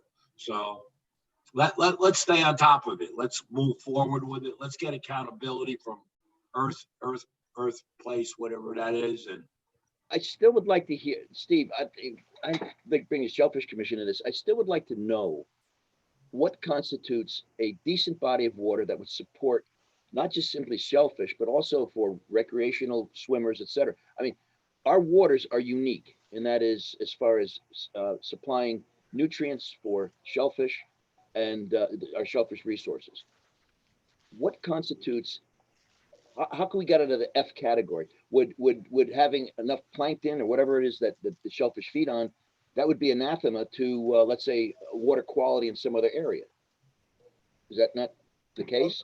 Yeah, John, but I don't think there's anything that's going to equate particular guidelines of specific data to letter grades. Well, that's what I'm saying. You can't, they're applying, what's their criteria for giving an A? If I were to take an exam, I know what I'm being rated on. Now, is it the fact that we have a high nitrogen content, we have a very high ammonia content, we have a low dissolved O2, we have changes in salinity that don't go along with what the ideal body of water is, pH problems. You know, I don't know what constitutes their criteria for goodness. Let me put it that way. Well, they tell you, John, they tell you a little bit of that in the report, but they don't tell you about the nitrogen. But that's one of the ones that they base the F on, they say, but they don't have it in the report. Well, there's a difference between ammonia nitrogen and nitrate. Correct. There's a big difference. And Correct. as far as the overall toxicity. So just simply measuring nitrogen is not going to give me that information. Correct. And the other thing to realize is that any area that is an aquaculture area is going to have more nitrogen in the water because you have animals excreting all over the place. Well, and if you ever look at the harbor during the winter months before it freezes over, if it freezes, you have hundreds of birds there, and they are doing what those birds do best. They defecate in that water. And one of the comments I got is, well, the bottom of the harbor is black mayonnaise. Well, yeah, it is. It should be. I said, any farm you have out there has black mayonnaise on the ground. And I said, that's what our shellfish thrive on. You know, and then you get the green layer of algae that lives right on top of that, utilizing that, providing nutrients and oxygen for the shellfish. It's a perfect combination. Under those circumstances, one would get an F as far as overall water quality. Probably. That's what I'm saying. See, every water body should be judged for the particular criteria that might be most important, whether it's shellfish, whether it's recreational boating, whether it's swimming. You know, I mean, each harbor is going to be different. And so our waters can't be as pristine as, let's say, some cove out in the South Pacific. You know, it's not going to happen. Yeah, one of the other things that we have not had done ever is the study of plankton. Mm-hmm. And that affects the shellfish industry tremendously. And Norm, on more than one occasion, has complained on some years when the water has been too clean because it's done shellfish growth. That's correct. And I think some of us who have been around long enough know that that's been an issue. And realistically, if you haven't seen it, you don't know what they're talking about. But yet, Save the Sound would think that's wonderful. And you have the things going on, for example, with the Save the Sound and the birds. We have a national wildlife preserve offshore for the specific reason of attracting waterfowl. That has an impact. Again, the nutrient level. So there, like you said, there has to be an understanding. Can we talk Save the Sound into changing their methodology? I tried it a long time ago. They didn't want to listen to what I had to say. Well, who are they to set a criteria Well, for our body of water? then what we have the right to do is say to them, we disagree with you. And, you know, I sent some stuff to Nancy Chapman. I don't know if she's going to publish it or not. I sent the letter that I sent out to you guys, as well as the letter I sent to Save the Sound. And rumor has it that it has rattled cages from people in Save the Sound. And we'll find out, because if they come forward and say, we're not happy with this. I mean, how can you give us a B+ in the Upper Harbor for turbidity? I mean, are you blind? The Upper Harbor during the summer is so turbid, you can't get more than a foot of visibility in the water. Yet they're saying it's a B+. Come on. I mean, some of us aren't rookies here. And, you know, it would really, I think, behoove the city to hire somebody to come in and do the study and do it right and have it a long-term thing. And if you have the remote sensors, it makes life so much easier. Type of study, what would we be studying? Well, you could follow the lead of Save the Sound, and they have very definitive parameters. And they have links to all the parameters, algae that's on the bottom, dissolved oxygen, coliform bacteria, nitrogen levels, chlorophyll A, and so forth and so on. And those are the parameters that they decided to use in all the harbors. All right. Plus, There's a plus or minus on different levels of every one of those parameters that you talked about. There's a plus or minus. Which direction is Norwalk Harbor going to fall into? You know what I mean? In other words, our plankton level should be a little bit higher than, let's say, another area that doesn't have shellfish, the shellfish concentration that we have. Our dissolved oxygen needs to be at a certain level to maintain the greater than three parts per million that shellfish need to thrive on when they're sitting on the bottom. You know, for sessile characters, the shellfish. well, see, here's the catch. 3 of the years that I worked for the aquarium, when I went out on a boat and we did plankton samples, the majority of the plankton were copepods, not algae, copepods. They are algal grazers. So they're eating whatever algae we had. So if you did a chlorophyll A study, you wouldn't get much chlorophyll A. Yet you wouldn't have the copepods if the food wasn't there. So depending on who did the study, when the study was done, and what year it was done, that harbor was still healthy, even though we didn't have chlorophyll A, because you had the copepods. Now, what do the shellfish like to eat? They'll eat the copepods, but they'll also eat the algae. All right. So again, going back to, we're going around Robin Hood's barn on this. So Correct. where do you stand? You know, like I said, so you listen to Save the Sound? No, I would listen to a group of marine biologists that assess this particular area and says, look, this is what would be ideal situation for these purposes. If you want to go more towards shellfish, these are the ideal conditions that would allow a growth of that industry.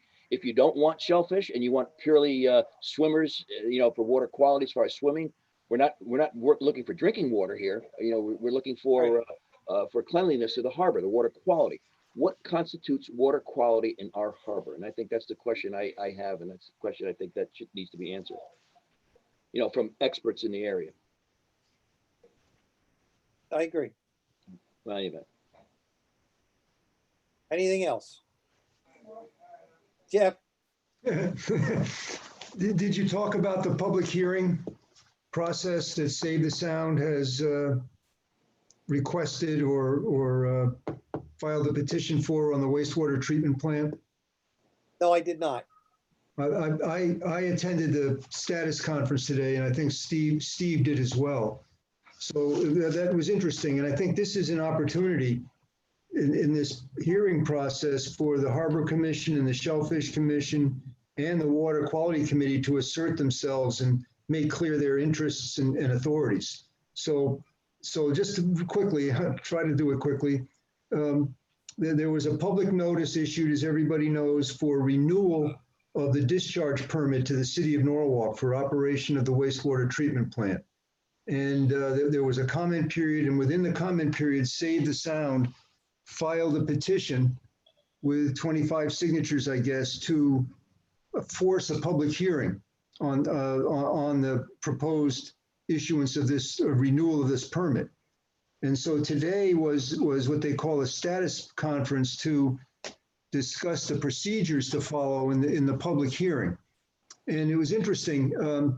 The hearing officer asked the question of Save the Sound, are you requesting an adjudicatory, if that's the right pronunciation, hearing, or a public information hearing? And I'm assuming the former means that, you know, the petitioner doesn't want the permit to be issued and contests something about it in a legal way. But Save the Sound said, no, they're requesting a public information hearing, which is more informal. And so that's now scheduled for January. I wrote this down. Of course, I can't find it right now, but I think it's January 14th is when it's scheduled for, but around that time, and it's going to 14th of January is the hearing, and so what that will consist of is a presentation by the applicant, which is the city of Norwalk, and they'll be asked to explain the operation of the treatment plant and why they need what this permit, the requested permit, is for. And then the DEP will explain its permitting program, and then there will be an opportunity for the public to make comments and ask questions. But the questions won't be addressed at that time. They'll be recorded, and then they'll have to be addressed in a document afterwards. But I think we should be prepared to make comments about the authority and the interests of the two commissions, and whatever questions we think should be addressed. But it's an opportunity to understand in a public forum more about the operation of the plant. I think it'll be a good thing. I'm sure the city is concerned about the expense and the delay in getting the renewal. And there were three attorneys at the conference. One attorney from Save the Sound, and two, I believe, who were representing the city of Norwalk. But they were from a firm. I'm not sure about the firm that they were from. And then there were people from Public Works that were there, and some other interested parties. So I think we have a month to prepare the comments and questions that we would like to get into the public record of this hearing. I don't know if the commission received the Save the Sound comments.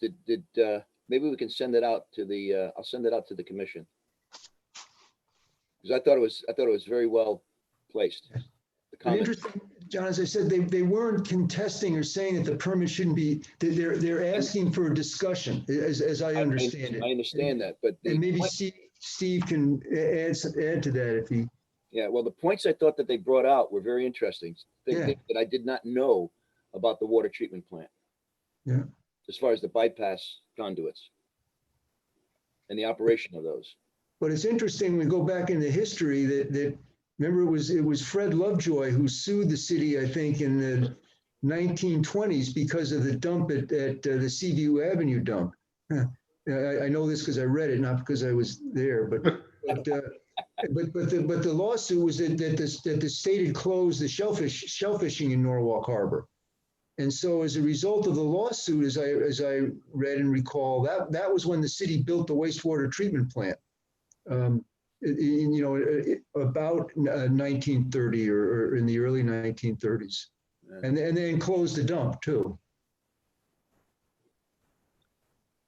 I'd also like to add just quickly, Jeff, that there's nothing stopping either commission or the Mayor's Water Quality Committee from inviting these parties to our meetings as well.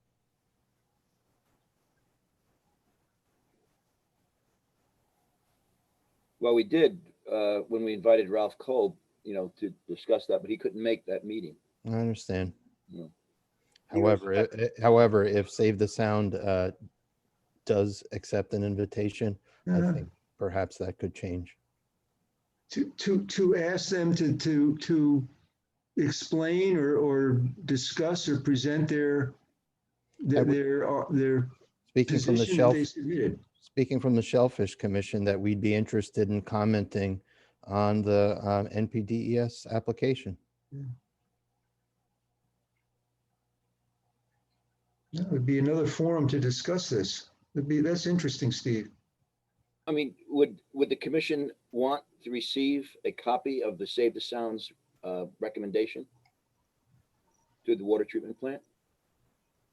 We could take a look at it, just disseminate it, get it out there. Jeff, the water treatment plant has an authority, has a body of. Yes, the Water Pollution Control Authority. Right, and back in the past, I think John Atkins. He was the chairman. Was on it, right. Is he still? No. Okay, but back in the day, John used to attend the Harbor Commission meetings or the water quality. Just before the Harbor Commission was the water quality meeting, and John would attend.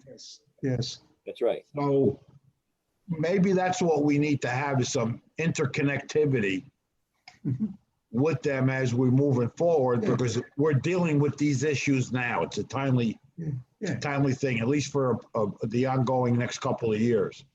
Right, and the harbor plan is, it's not adversarial with the Water Pollution Control Authority. The harbor encourages and supports the management of the plant under best practices, and supports the budget for improving the plant if necessary. What is it like? What is it? The W? What's the initials? W? CPA. WCPA. WPCA. Mm-hmm. Yes. All right, I'll reach out to them. Yeah. And give them a formal invite to our meetings. All right, moving right along. Anything else from you, Joe? No, that's it. Okay, and do you want to weigh in, John Crespo, at all on anything that's going on there? Nope, I got nothing to say right now.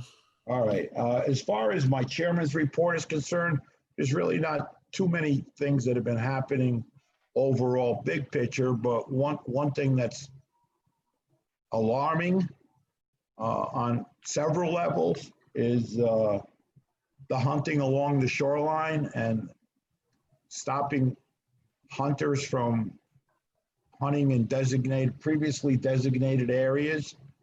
And that has morphed into gun control or prohibiting any kind of firearm on any city property in the loosest, broadest terms. In other words, if you walk out of your house onto the street at city property, you may be in jeopardy of getting arrested. Or if you're going out to South Norwalk for dinner and you go into the city parking garage, and for that 5 minutes you're in the garage parking your car and walking out, you may have a SWAT team come in, handcuff you and lock you up.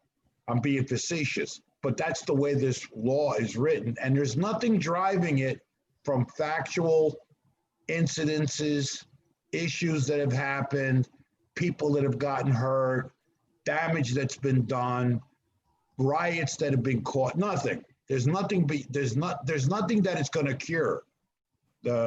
These ordinances have been on the books for 40, 50 years or more. And now all of a sudden there seems to be a drive to, what's the modus operandi for that, John? What was it? It was, they had the ordinance meeting last night, and there were quite a few people that came on, and the one councilman, there are several good councilmen, don't get me wrong, but the one at least that represents the Republican Party, who I have an affinity for, asked that pointed question. What is the reasoning? What's driving this? Why is it necessary? And there were no answers other than the chairman of the committee says, well, we want to lock the barn before the horse gets out. Well, what horses, what was the horse getting out for? What, There is no horse that's running out anywhere. And that's to say that somebody doesn't get hurt. But now you could extrapolate that to next level would be, let's confiscate all guns and totally disregard and annihilate the Second Amendment because God forbid a horse gets out of the barn. So this way, only criminals will have firearms, not law-abiding, trained, FBI investigated. Does that include police officers going into public facility? No, police officers, no. If police officer or a duly appointed guard can still have a firearm, but no public person without a prior authorization can have a gun. Have a gun. This is including a permit, a state permit. Yeah, these are people with state permits can't go in on any city property with a firearm. The city property was classified as state parks, city parks, sidewalks, anything that would include city property. No, they haven't defined it is the problem. It's broad terminology open for interpretation. Yeah, when they start doing that, start creating. Well, yeah, but what's the impact for us in the Harbor Commission of this? Excuse me? What's the Harbor Commission angle on this? The angle from the Harbor Commission has nothing to do with the gun part of it. It's the eliminating the hunting along the coastline. Well, so what's? That's part of the same law. I was just giving the broad picture of it. So they're looking So that's specifically hunting at Calf Pasture Beach. Pretty Correct? much. Yeah. No, because then what happens too, and this has a lot to do with it, because you can hunt out in the Sound. You can hunt on some of the islands, but to get there, most likely you're going to be going through public property at the launch ramps. Now you'd be in violation. And that's where that part, an aspect of it, and Deep weighed in and said that you can't prohibit the people from doing that. So they tabled it last night and they have to go into a lot more in depth themselves. And that ordinance committee is very much torn. This began last year with, there's, I think, State Bill 7, that was in 2019, which was to reclassify Calf Pasture Beach as a wildlife refuge. Not changing the activities, but saying now it's a wildlife refuge, so you can't harm any wildlife or birds from Calf Pasture Beach. And that never came up for a vote in Hartford ever. Then last year they put in a 1-year moratorium with the DEP on waterfowl hunting in Norwalk Harbor. That 1-year moratorium is over, and I think the DEP has come back to Norwalk and said, well, what's up with that? What did you decide? And as John said, this is morphed into something else. The issues were with the hunting was carrying a weapon to your boat at Betts Park, if you're docked there, or parking at Calf Pasture Beach and carrying your weapon across the property there to get to some of the hunting sites that are on land that you get to via land and walk out into the tall grass and such. But that's turned into a whole thing about city buildings and city parking lots, sidewalks, streets, city parking lots, garages. Schools are part of state law anyway. You can't have weapons in schools, but it's morphed into a very large thing that started with the duck hunting because somebody heard a pop pop and said their kid was terrified and it had to stop. And it's gone, it's just gotten the wheel turning and it's going down the hill kind of out of control right now. It's just turned in from one thing to the next to the next. What does the harbor management plan say about hunting? Encourages it. We're supposed to encourage it, I believe. Is that all waterfront? You know, it's for, Jeff, do you know? I don't think we've addressed it in the harbor management plan. But certainly DEP does. DEP has training. I'm talking about the harbor management plan, which we're, it's part of our mandate. I believe it's there. I don't know, Alan. I was just looking quickly through it, and I don't believe we've addressed waterfowl hunting in the plan. Now, the state law, as you said, permits waterfowl hunting waterward of the mean high water line. Right. And then unless it's prohibited by state regulations that are adopted according to state requirements. But as I recall, and I'll double check tonight, that we haven't said anything about waterfowl hunting in the plan, specific to calf pasture or Vets Park or any of the areas where people might want to have access to the mean high water line. But Jeff, In fact, isn't that part of recreation? I just searched through the document looking for waterfowl, and I didn't find anything. And I don't believe that we've got anything there. Jeff, isn't that part of recreation? Yeah. Recreation activity? Yeah, I think we could talk about it indirectly, but in terms of the actual, a specific reference to waterfowl hunting. I mean, we talk about water sports. If I can weigh in on this, this actually goes back much longer than the last few years. This has been going on 20, 30 years. As long as I've been teaching in Norwalk, this rears its head every so many years when somebody develops a sensitivity to seeing somebody carrying a shotgun from their car to a boat. Ironically, the DEEP encouraged hunting specifically for geese because we had, and we still have, a goose problem. And the best way to reduce the population, unfortunately or fortunately, is to hunt them. And they intentionally set up their harvest ratio based on whether it's a normal north-south migrating goose or the transplanted hybrid Midwest goose, which tend not to hibernate. And those are the ones where you can harvest more later on in the year, whereas the north-south migrating geese, you can harvest less. So that's part of the plan to reduce it. Now, to come back to the public, okay, we stop hunting. Now the goose land here. Now the geese close the beaches. And all over the beaches, you have little green Tootsie Rolls while you're walking through there in your bare feet. Your choice. You got a group of people that just they don't know how to think things through, Joe. They don't know how to think things through, and it's just all reactionary. Well, they don't understand the history behind why these things have happened. Sometimes they don't want to understand. Correct. I agree with you there. All right, well, moving right along. Greg, got a report? Greg? You're muted, Greg.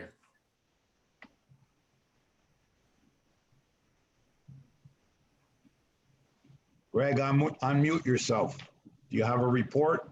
There we go. I couldn't find the mute button. No, nothing new to report since last month. Really no activity going on at all. Most of the boats are off their moorings, and that's about it. Well, I would think that, and thank you, Chris, for bringing it to my attention. I was able to react to it right away, that they had closed the city launch ramps down, which a lot of people tend to use to get their docks out of the water, their boats out of the water for winterization and the like. And they're doing the COVID testing down there, and which has interfered and created some problems. I guess there was some ambiguity too in terms of what the mayor did tell us. It sounded like it was going to end Friday at 3 o'clock and then the weekend was open, but Saturday, I know they were doing testing down there. So it was just Sunday that it was open to boating community. Oh, they didn't allow boats on Saturday, even though that's what the mayor said? Yeah, even though the mayor said it, I don't know if there were boats that were allowed to use the ramps, but I know they were doing testing out there, and there was a line at 5:30 in the morning. Yeah, I've seen lots of things online about how on the internet about how long the waits are and everything. So we don't know if Sunday was the last day or Sundays are the only days. I haven't heard any more chatter online. This was just on a Facebook page that it came up, that somebody brought it up, and it was buried in the mayor's report that it was closed until further notice. And at least we got the accommodation for the weekend. I know neighbors of mine still don't have their boats out of the water yet. And most of them. That's an issue. Yeah, it's an issue because it's, yeah.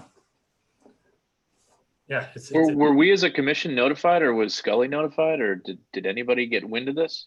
I was, Jeff Mangels, as Commodore of one of the boat clubs, sent out an email, and I got one from South North Boat Club and a couple others at the same time, but I had no idea until I got that, and that was 2 days before it started. No, I never got notified. Nobody notified me. Matter of fact, I got tons of phone calls, tons of emails for it, and I had I no can answer just for it. imagine.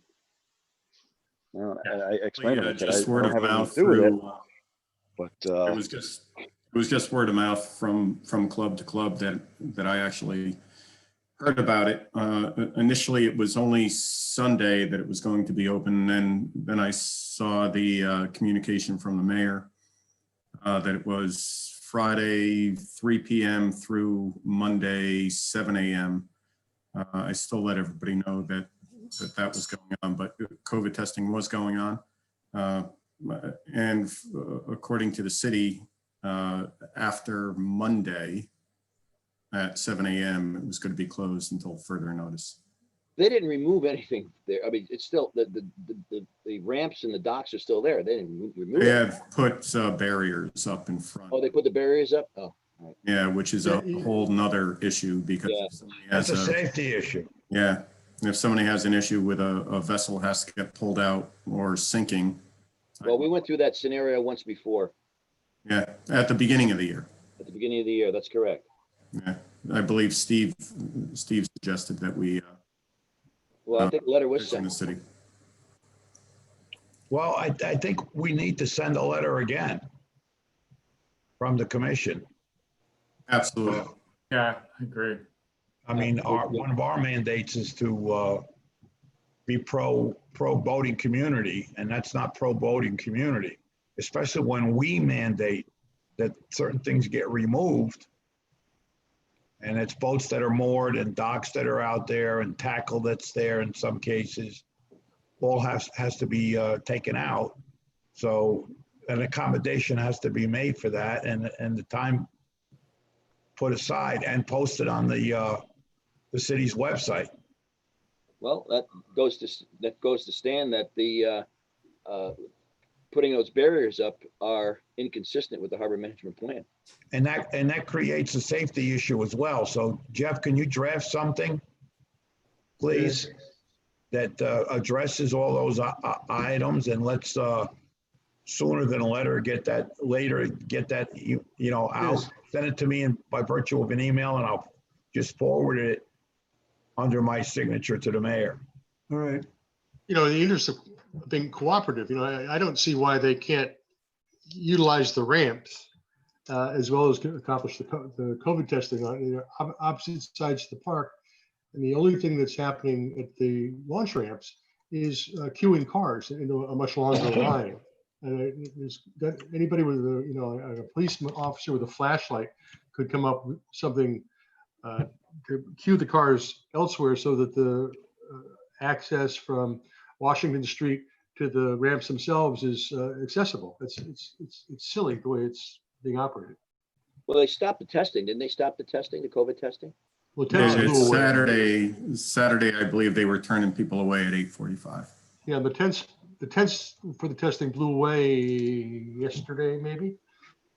So they were closed. They were all lined up this morning at 7:30. Yeah. So basically, I think what I understood as the only difference is they're coming in from the ramp side now.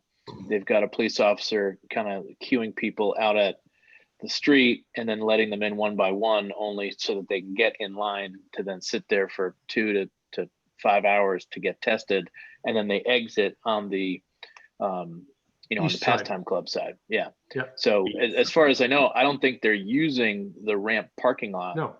all they're doing is having cars pass by it. So the simple fact that they've shut it down wholeheartedly, A, and B, not telling anyone what's really going on here more than 24 hours in advance. I don't know how this kind of stuff can happen, but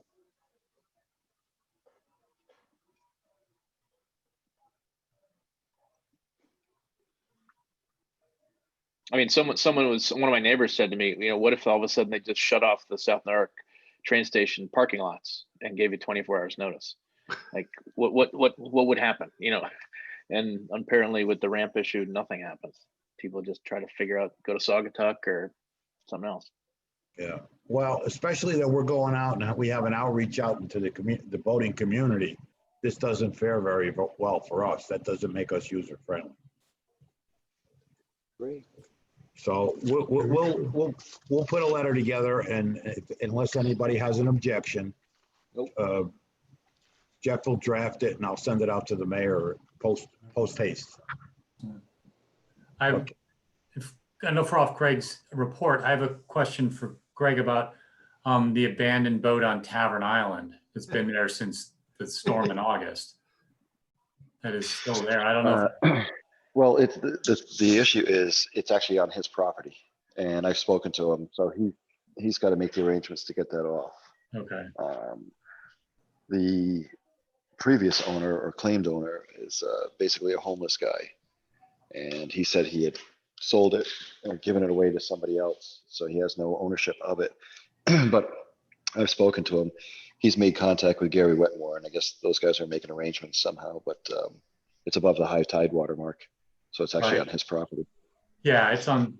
I mean, it could drift free at some point. It's it washed up on a pretty big storm, but if it did come off on a with a northerly wind, and it could be adrift in the channel quite quickly. Yeah, it could, but it's pretty hung up on the rocks, and we've had a couple big storms since then. Yeah.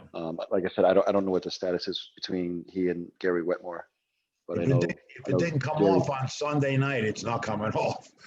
Exactly. Yeah. It was a southerly wind on Sunday, and there was a southerly wind that put it up on those rocks. I mean, a northerly wind is probably not going to be as strong, but that wind also didn't hit at high tide, which was fortunate in a lot of ways.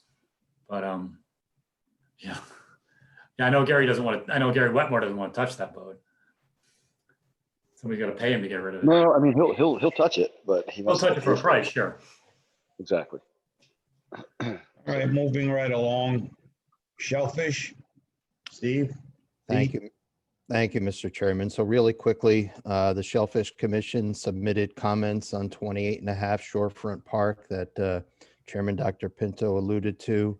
We also submitted our comments on the Norwalk Cove Marina reconfiguration / dredging project. Deep did notify us that the applicant for 7 and 9 Nilkid did come back and presented the idea of just moving the rocks. And we objected to same and sent an email back to Deep indicating that. Also, the CP243 temporary comms cable construction could begin as soon as December 1st. So keep an eye out for that north of the walk bridge. And there's a small dredging project associated with it. Eat Norwalk shellfish. And Mr. Chairman, I yield back. Okay, thank you, Steve. Dennis? Mooring and safety harbor? Harbor safety? You're muted, Dennis. Not too much to say, actually. The season is coming to an end, as we all know. Most of the boats are out of the water, as Greg had mentioned. And I don't think we'll have an issue with all vessels being out of the water by December 31st. I am not aware of any issues regarding harbor safety unless Sergeant Lepak, I don't believe, is with us tonight. I'm not sure. Unless someone else has an issue or an incident. That's all I have. Other than the fact that, and we have to recognize that our moorings are an eroding sense of profit center, income producer. our numbers are going down and down and down, except for the managed fields. So, and we've recognized the fact that it's access and place to park your car, place to keep your dinghy, place to launch your dinghy, to get to your mooring. So Alan and others are working towards, and we've had conversation with the city to help advocate to reclaim some of those properties that have been usurped by others, like the adjacent homeowners that have planted grass or beautified it so it looks like part of their yard. So that's something that hopefully in the future we'll have better access for the public, which they're supposed to have in these particular areas. Chris and I have been looking at locations for, for harbor access. And one of the things that I think we'd asked was what part of the harbor for public seasonal moorings is desirable to put the moorings. I mean, I don't, it's pretty shallow everywhere, but Greg, I'm wondering if there's any direction if you had more mooring applications where there would go, so we could be thinking about what part of the harbor to create access to. I think we'd asked that question last month. Greg? Unmute, Greg. Okay, I'm sorry. Can you just repeat that? So we talked about, as you're trying to increase the number of seasonal moorings in the harbor, where you would put them in the harbor, so we know where we should be thinking about access points on the east side, the west side, so forth. I think the east side is too crowded. I think your best bet is to keep them, the west side towards in the area of, South Norwalk Boat Club, that area, so you have access to downtown, so it's not that far. If you put it on the east side and they come in, it's not really walking distance over towards, downtown South Norwalk. Well, we're talking about seasonal moorings, so so it could be someone keeping their boat all summer, where we would try to find land-based parking and access where maybe. You mean a regular, not a transient? You're talking just no, regular. not transient. Seasonal. A seasonal mooring. I mean, east side is pretty much filled up. It's kind of tight in there. So I'd still say the other side, but there is no vacant land or access points from there. You've got, basically starting from Sono Restaurant all the way to South Norwalk Boat Club. There's no private or public access anywhere in there. So the only thing you could do is maybe set up a dinghy spot at the loading ramps, maybe. Probably be the best thing. We're talking about there's no room in there for. We're talking about really amplifying seasonal moorings, and which isn't. Well, that's what I'm saying. But you got to have access for someone to keep a dinghy. Sure. Well, there's the dinghy problem that dock, everybody has. There's the dinghy dock at Vets Park, so we're not really worried about the upper part of the most upper part of the basin, either the East Basin, and there really isn't any. There's the channel, and then there's mud flats along Veterans Park. So, I mean, we're talking like Gregory Point. Is that where we should be? No, that's what I'm saying. No, I'm saying over there, it's too tight over there. There's not much room over there. Is it too tight or are we losing them? I think we're talking different. Everybody else is saying we don't have enough. We're losing customers because there's no access down there. And you're saying there's too many boats down there. So, well, in that area, it's a lot of mud flats. You can't go too deep into Gregory Point over there. That's the issue. From the end of Cove Avenue out towards Marvin Beach area, it's shallow. There's not much. You definitely can't fit a sailboat in there, and you're limited on boats in there. It gets so shallow in there. You've got almost mud flats at low tide. So that's a good point. There's no room over there. Is that our problem? We just don't have enough water to put more moorings. Right. And it's where did we have all these moorings before? I mean, we're down a couple of hundred moorings. It's not like we're down 2 or 5. It's a couple of hundred we're down. Several hundred. It's all where the sailboats are. There's lots of room in between where the sailboats are, across from South Norfolk Boat Club. You could fit more in there. There's a lot of room in between them. But the east, for some reason, the east side is filled up, and it's, not as wide as the west side over there. You say the west side, is that west of the Federal Channel? Yeah, I call it the South Norfolk Boat Club side, over on that side. Yeah. That's that's where, in front of Harbor View and along there? yeah, Harbor View is actually kind of tight right now too. Peach Island area. Yeah. There's some room in there. We could fit in there, but that stretch of water between Peach Island and South Norfolk Boat Club, you have to be so far out because you guys see it low tide. You could walk across it. Right. Yeah. Then where would a dinghy be positioned on land? Is there? Well, that's what I'm saying. There's no public access on that side for someone to put a dinghy. Right. Well, that's our mandate, is to find those locations, whether it's the end of Cloud Street or the end of Neptune Avenue. I mean, what are those practical? Because at low tide, there's 100 feet of mud. Right. They would only be accessible by dinghy at a higher tide, where you could either. Correct.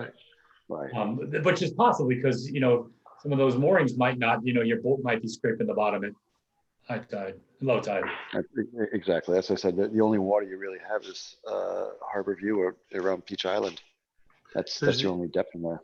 Because the access options are better. Like I've been driving around and walking around and getting in trouble over there regularly now, but in front of people's homes. But the end of Fifth Street would be a great spot to have an access point. Dorlan Street, all those have absolutely. good water access. I just don't know if there's any place to go to from there. That's the problem. There's water access, but there's no people access in there. Oh, sure there is. The problem. You can put. Why not? Well, like you said, you're cutting through people's lawns. No. It's lawns that I think people have public property that's been. Well, that's what I'm saying. They've overtaken and consider their front yards now. Right. Or side yards. Right. And those are places we can. I mean, we have the ability to make those available to the public. What about absolutely. parking? What about parking facilities in that area as well? It depends. If you take the end of Fifth Street, there's room probably for 4 or 5 cars on the street there, and there's room to put a little dinghy dock down at the end, or something to tie up to, maybe a dinghy rack. I haven't got it all figured out, but there's a lot of improvements we could make there. We'd have to have a trash barrel there, and the city would have to empty the trash barrel, and kind of a lot goes with it. But it's all doable if there's a place to go once you put your dinghy in the water that you don't have to row 2 miles to get to where it might be moored. That's we're not accomplishing anything then. So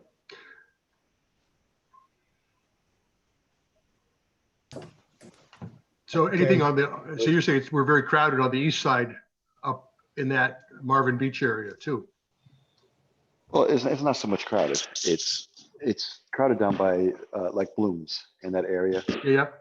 It's really tight. And if you follow the shoreline towards Marvin Beach area, the water gets too shallow in there. Park in Pete Johnson's driveway. Yeah, there you go. There's a lot. In Cove Avenue, there's a lot of street parking available there. There's quite a bit of parking available if there's a place to get to from there. I see a lot of people at the end of Cove Avenue doing kayak launching and canoes and paddle boards. That's pretty popular on the weekends. Yeah. Right, because you have access to the mid harbor there. Sure. I know one of the folks that lives on the Seaside Point right there. They paddle out to their boat that's 200-300 feet tops from their seawall. It's a center console. I mean, it's not that deep in there, but if you get out, there's a dark black sailboat and a couple others that are on the edge of the channel line. It's theoretically a doable row. Oh, yeah, it's the doable road, that black sailboat Defiant. He is right at the cusp of sitting on the mud, where I've had complaints that his boat at low tide is actually interfering in the channel because of the way it swings out, which it isn't, but that's the only spot he could put it where he still has water.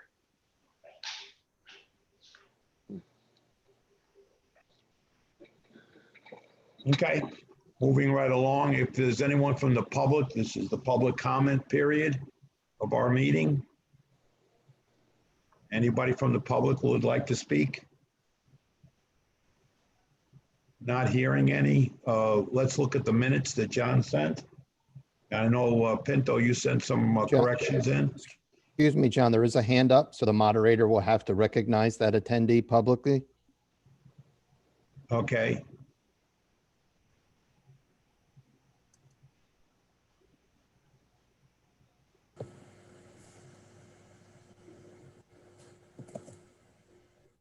Who's the moderator? Is there a hand up, Steve? I didn't see that. Yeah, Ms. Lauricella. Diane, can you hear us? Can you speak, rather? Is she on the phone? Evidently, yeah. So she needs to be recognized by the moderator so that we can hear her. Give me 1 second.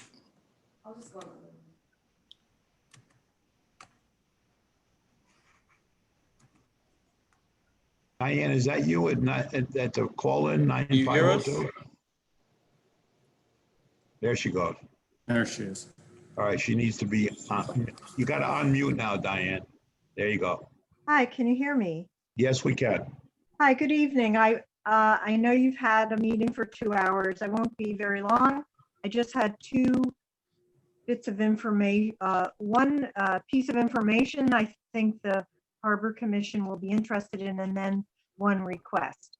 I was on as an observer, a status conference meeting related to the pollution discharge permit renewal that Save the Sound has requested an informational meeting. And I'm sorry, I did not hear any previous discussion of this, so if I'm repeating myself, I apologize. But January the 14th at either 3 or 4 p.m. is the plan to have a public hearing in Norwalk, or it'll be probably online. It'll be an informational meeting, not there's not a lawsuit involved. It's purely to have a discussion, and the public, including the Harbor Commission, can ask questions, make comments, and I think it's a good way to discuss some of the outfalls that have been problematic over in the harbor over the years. Wasn't that the discussion that we had, Jeff, with January 14th? That's what I reported on that earlier. That was reported, yeah, Diana, that was reported on earlier by Jeff. Oh, okay, I'm sorry. I missed that part of the meeting, and I'm sure. Yeah, that's fine. No, that's fine. He did report on that meeting, not for adjudication, but for informational purposes only. Right. Well, that's good that Diane is talking about it. You guys know I didn't make it up what I've said.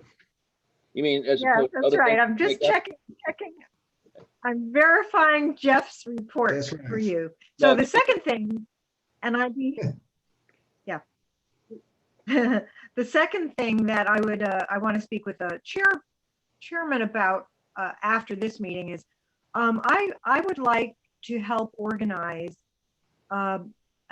agenda item, preferably next month, if possible. I don't remember what the Harbor Commission does in December, but as soon as possible, to have a presentation. I will get a professional to do so, to talk about green infrastructure and the need for this commission to encourage the city of Norwalk, especially the Public Works Department, to begin planning to use green infrastructure in many of the projects that they do, but also the zoning department to make sure that they have green infrastructure as an item on the permit forms.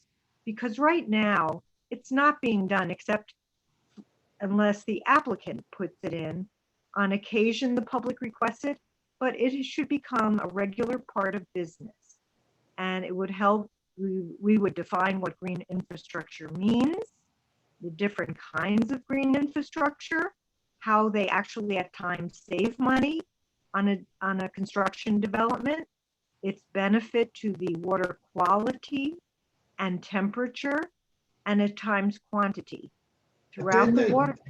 Diane, didn't the Common Council just strongly put that language into a request to zoning that they strongly recommend in any of these new plans that they're putting together that green infrastructure, because the town does require 10 or 15% green space, but that has nothing to do with, I think, what you're talking about. You're talking about green in terms of ecology and, you know, saving. No.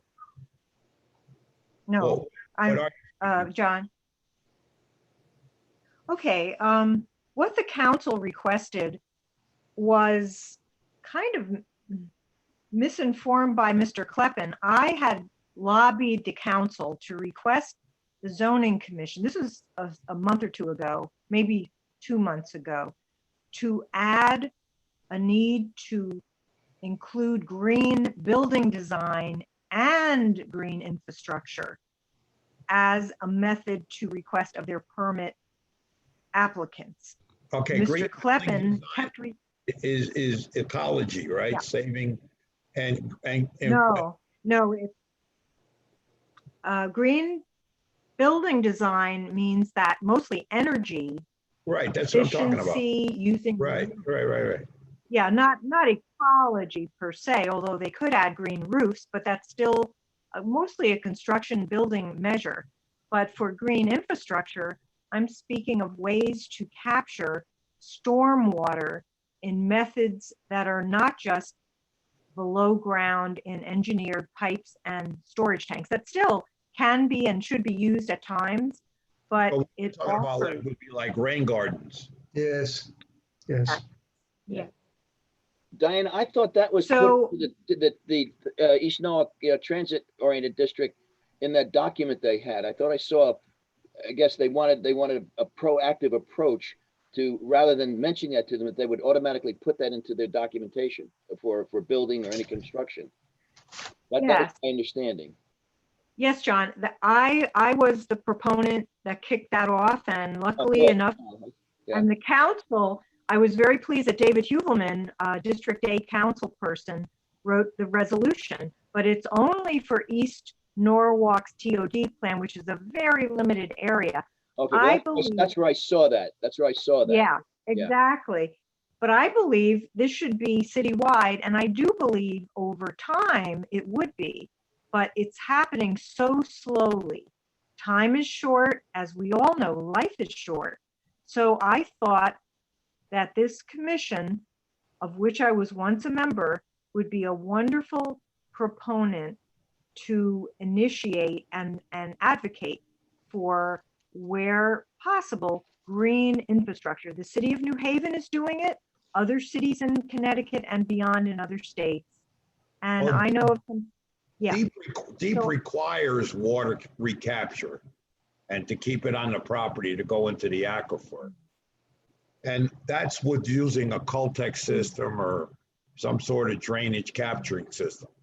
What you're talking about is a rain garden, which I guess could be incorporated because they do that in lieu of a Cultex system.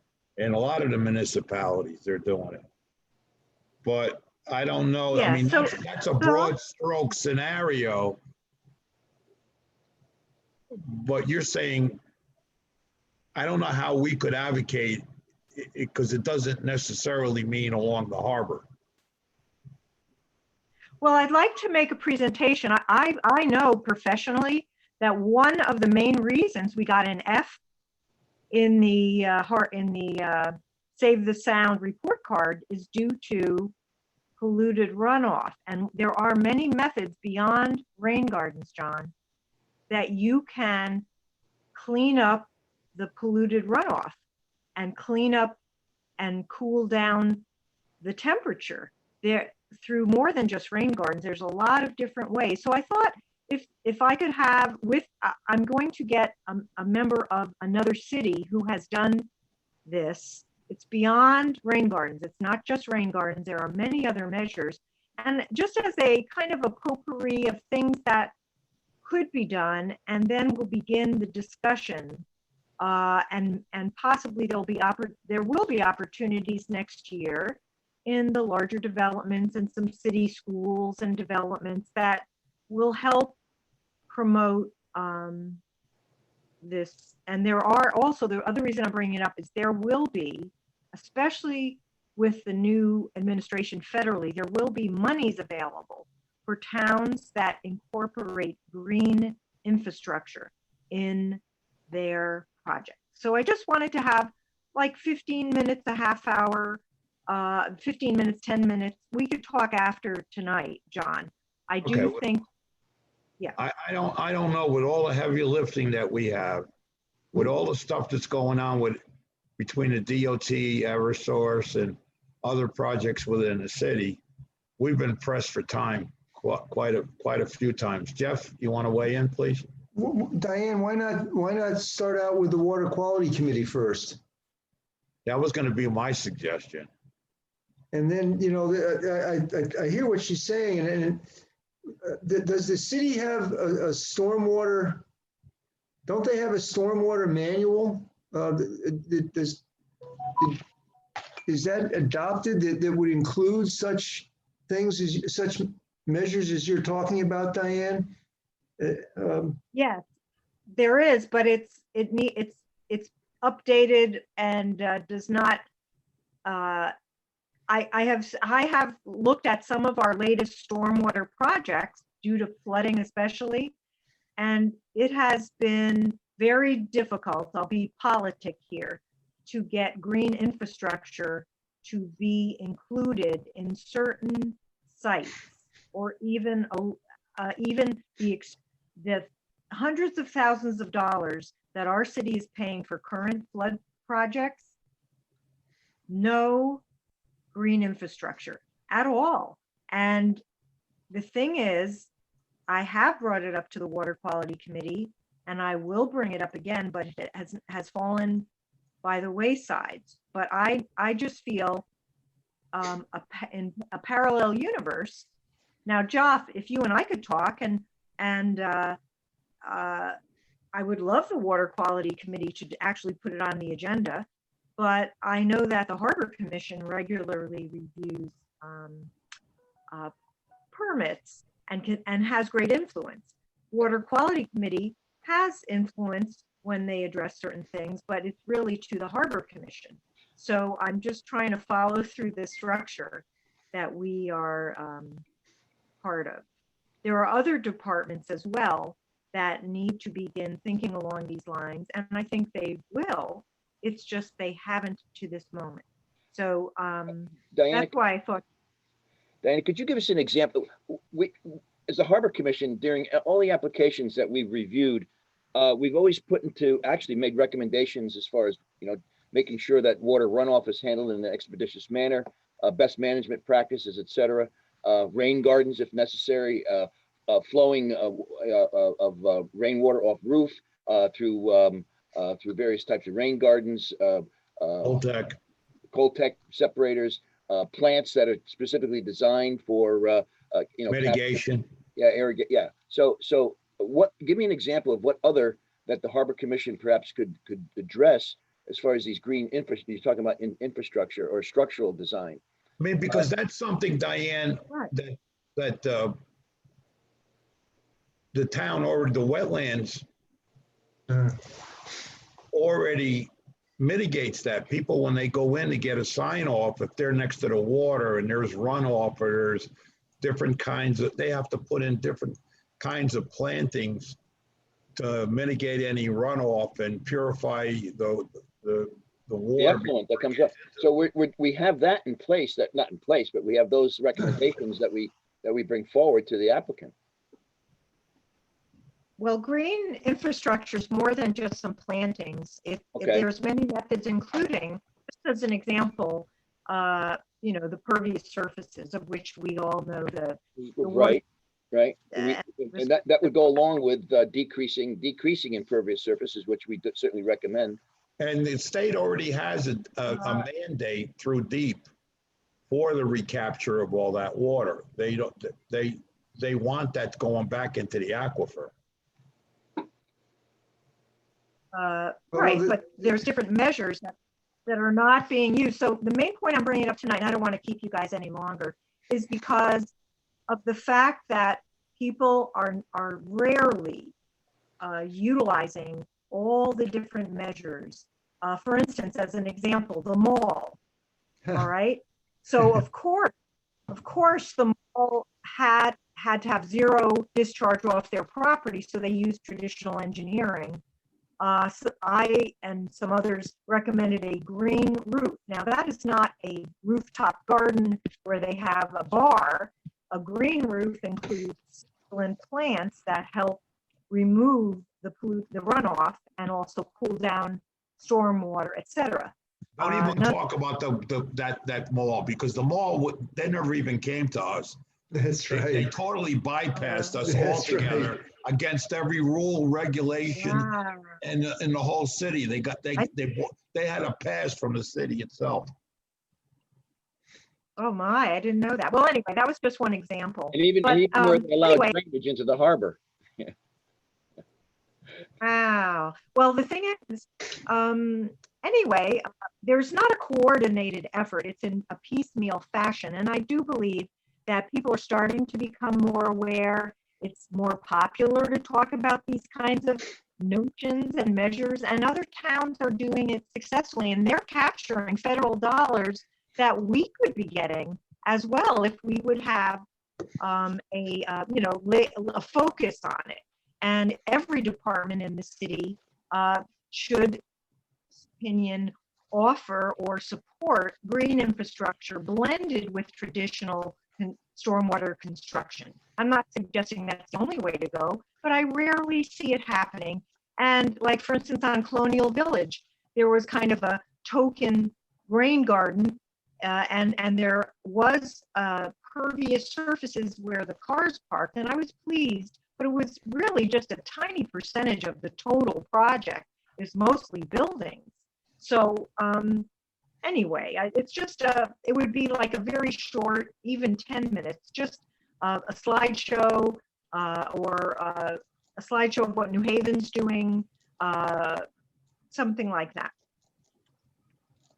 And it could be under the quality committee report. How about that? Under what? Since you have under the water quality committee report, which you have on your agenda every month. All right, well, work it out with Joe, and let's see how far we get with it. Okay, will do. All righty, thank you. All right, Good night. Okay, Good night. thank you. Thanks, Diane. The minutes, any other changes to the minutes? Oh, yeah.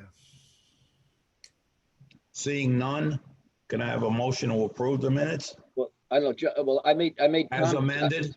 I'm not sure if they were amended or they were included. Yeah, I'll get to it. I just saw it right before the meeting, John. I'll get to it. All right, so then we'll address it next month's meeting then. All right, those are the items in red font.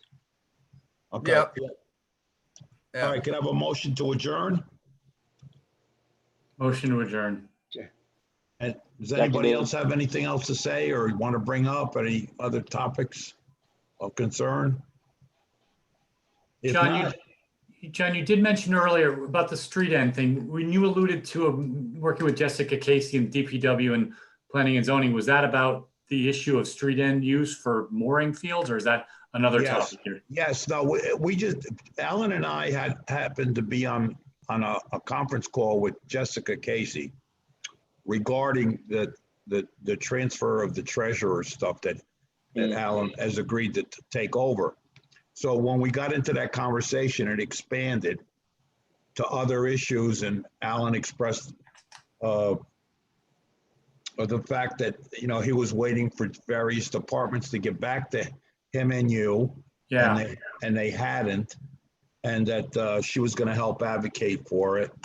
And, you know, the whole thing is that, you with the transient mooring, which we want to put in, obviously logically, something goes behind the Donovan Center Correct.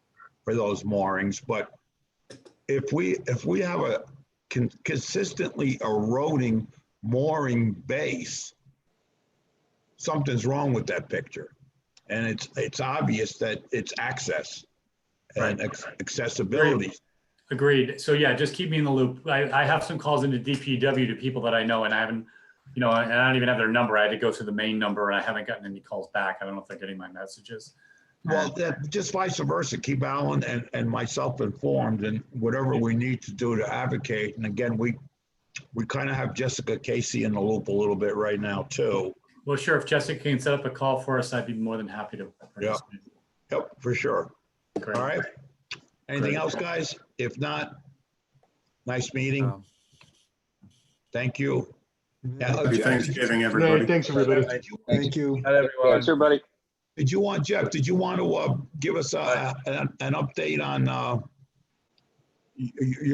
your meeting? I'm sorry, I skipped right over your plans. Yeah, I know you did. That's okay. We're adjourned. I'll give you a quick Reader's Digest condensed version. Here it is. So we're continuing our meetings with the managed fields. We've had great discussions the last Thursday.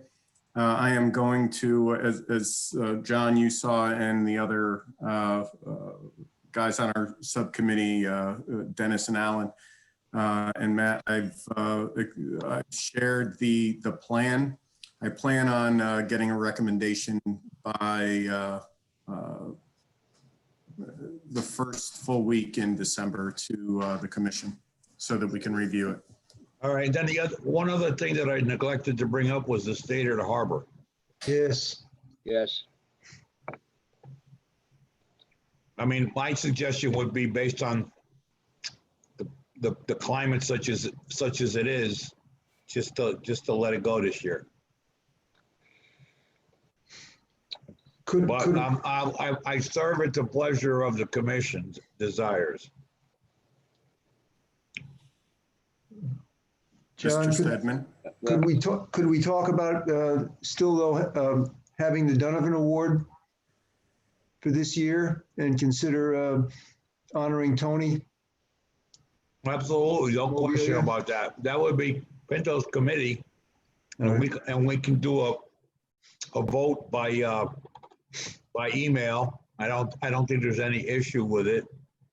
And if you want to bring it up now, I mean, that's been the conversation ongoing since Tony's passing. I'd like to, it's not my place to do it, but I will anyway, as chair, put a motion forward that we give Tony the honorarium of the Donovan Award this year without any other consideration whatsoever, just him. And did the meeting adjourn though, John? Well, zoning is still on. The Zoom is still open. I'm assuming we're still recording, and we still have a majority. We still have a quorum. We didn't adjourning. Say again? We didn't vote on adjourning. No. Oh, good. All right. So We're on the verge of that. all right. Close. Right on the edge. Is there a second? Is there a second to my motion? I second it. It isn't a motion too. Okay. Are there any objections? So carried. No objection. Anything else before we officially Adjourn? adjourn? Okay. All in favor of adjournment? Aye. Aye. All right. Thank you, guys. Great meeting. Thank you. Take care, everybody. Thanks, guys. Happy Have a Thanksgiving. great Thanksgiving. Yes. Have a good one, everybody. Everybody. Everybody same. Yep. Oh, yeah.